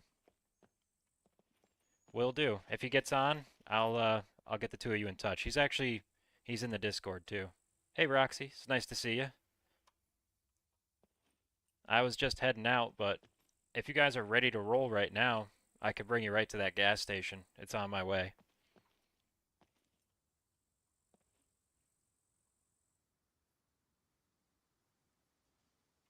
Sounds good.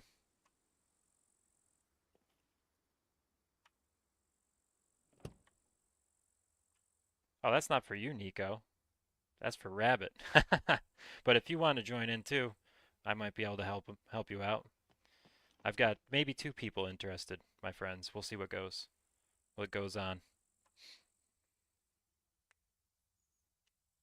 Yep, we'll get some alliance going on here. Now, I know you know more than the basics, Nico. I know you know more than the basics. I wouldn't lie about that. You said you got a couple thousand hours in the game, but I bet they wouldn't mind having even more help. And they're an allied squad. When I told them we might be going to war, they said, "Let us know when and where. We'll help you." So, always happy to add more people to their squad if they're looking for it, because that's just more defensive opportunity for us. A little bit more protection on the Z3 island. Just remember to avoid the trader roads here.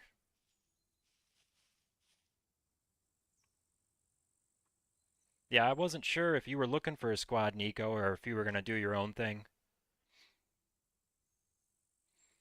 Yeah, and like you said, Rabbit, you know the survival stuff and all that, so the rest of it's just like driving's basically running with wheels, WAS and D.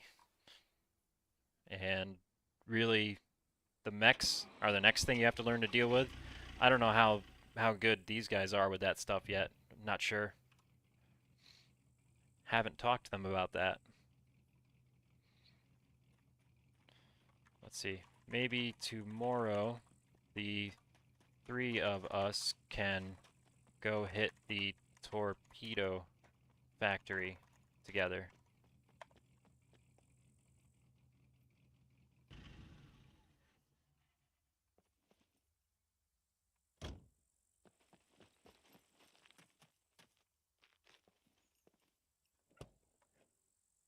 Y'all got some car chests.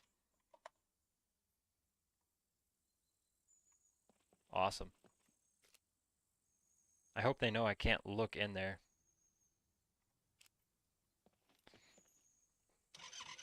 As long as it's locked, I can't see inside of it.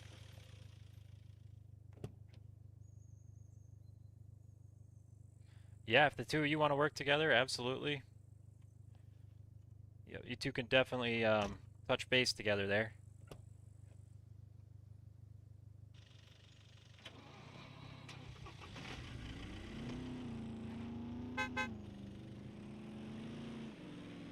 Truck's a little bit faster than the two-door, so I have to be careful.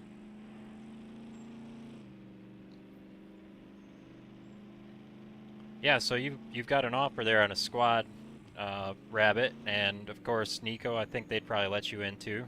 It's up to you guys. Just creating opportunities. If you squad with them, you can use their base. It's all brick. It's only one level, but it's all brick, and it has two doors. If you wanted to go separate in your own squad, you could make another base at another location nearby, and then we could have multiple points of overwatch and defense. So whatever works for you guys.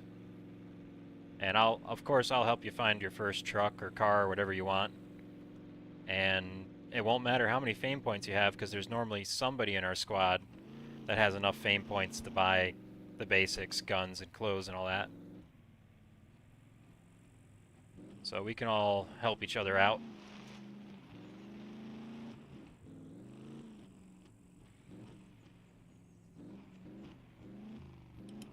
Let's go dark here. Looks like the server's warming up a little bit. There's at least one more person online. I don't know if it's maybe one of mine or not. Oh, I should give them a chance to catch up. Truck is a lot faster. Easy to forget. I'm so used to cruising these roads.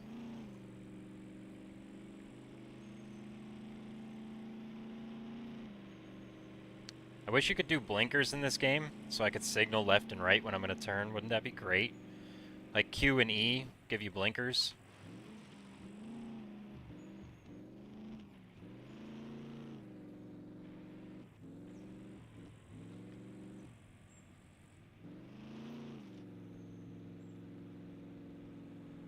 I definitely have to call this stream soon, though. My poor dog.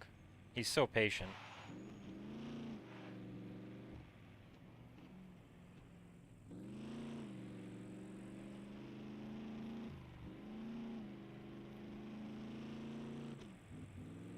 We'll get these guys their refrigerator, and then we'll call the stream an end.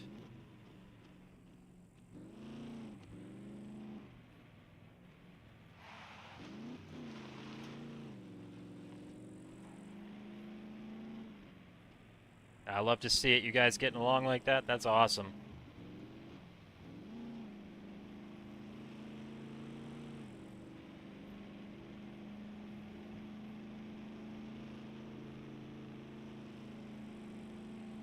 I will open up a lobby in the Discord. I'll create a new one.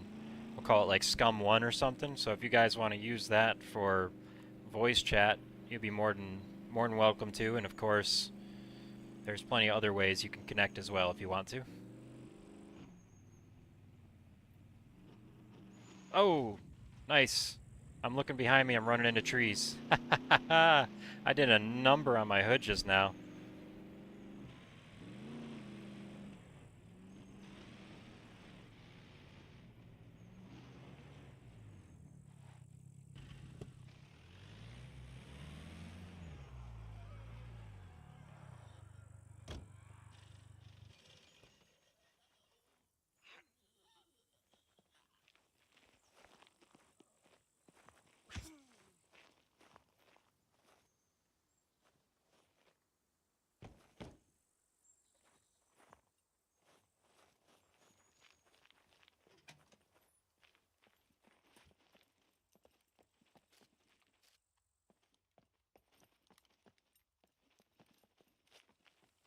Do the heavy lifting here.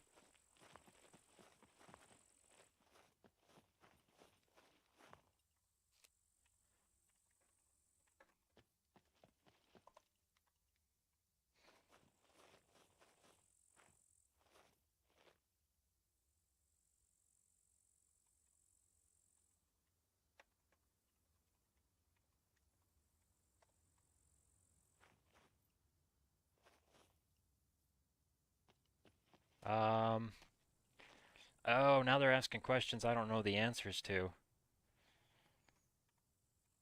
Honest, I'm not positive.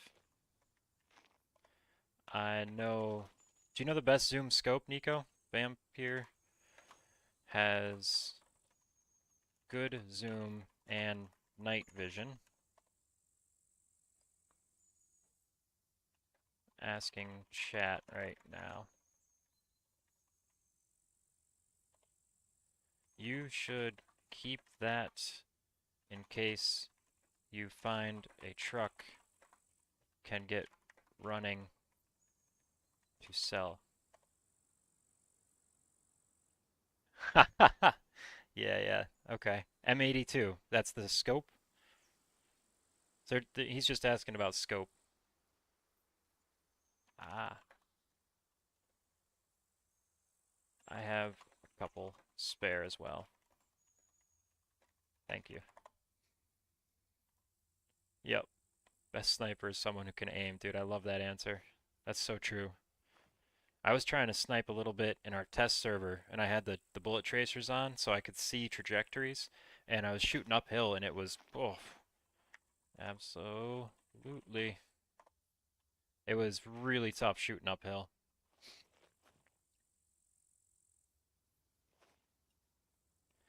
Alrighty. I'm headed home. I'll talk to you soon.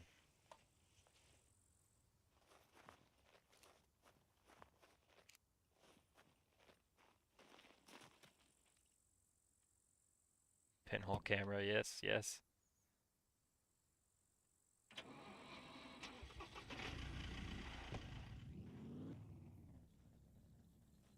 You should search around. Probably good loot here right now. Alrighty. This is gonna just about do it for this stream. I'm gonna take a little break and then I'll be back on in a couple 2-3 hours, something like that. Just gotta get myself back to base here and then go take care of my puppy and some lunch. I want to thank you all for watching and for creating such a good community here. This is really an amazing experience sharing my gaming with you guys and getting such support from you and seeing y'all getting along in chat. I love it, and I'm looking forward to more of it. I'll see a couple of you in game, hopefully. Until next time, goodbye.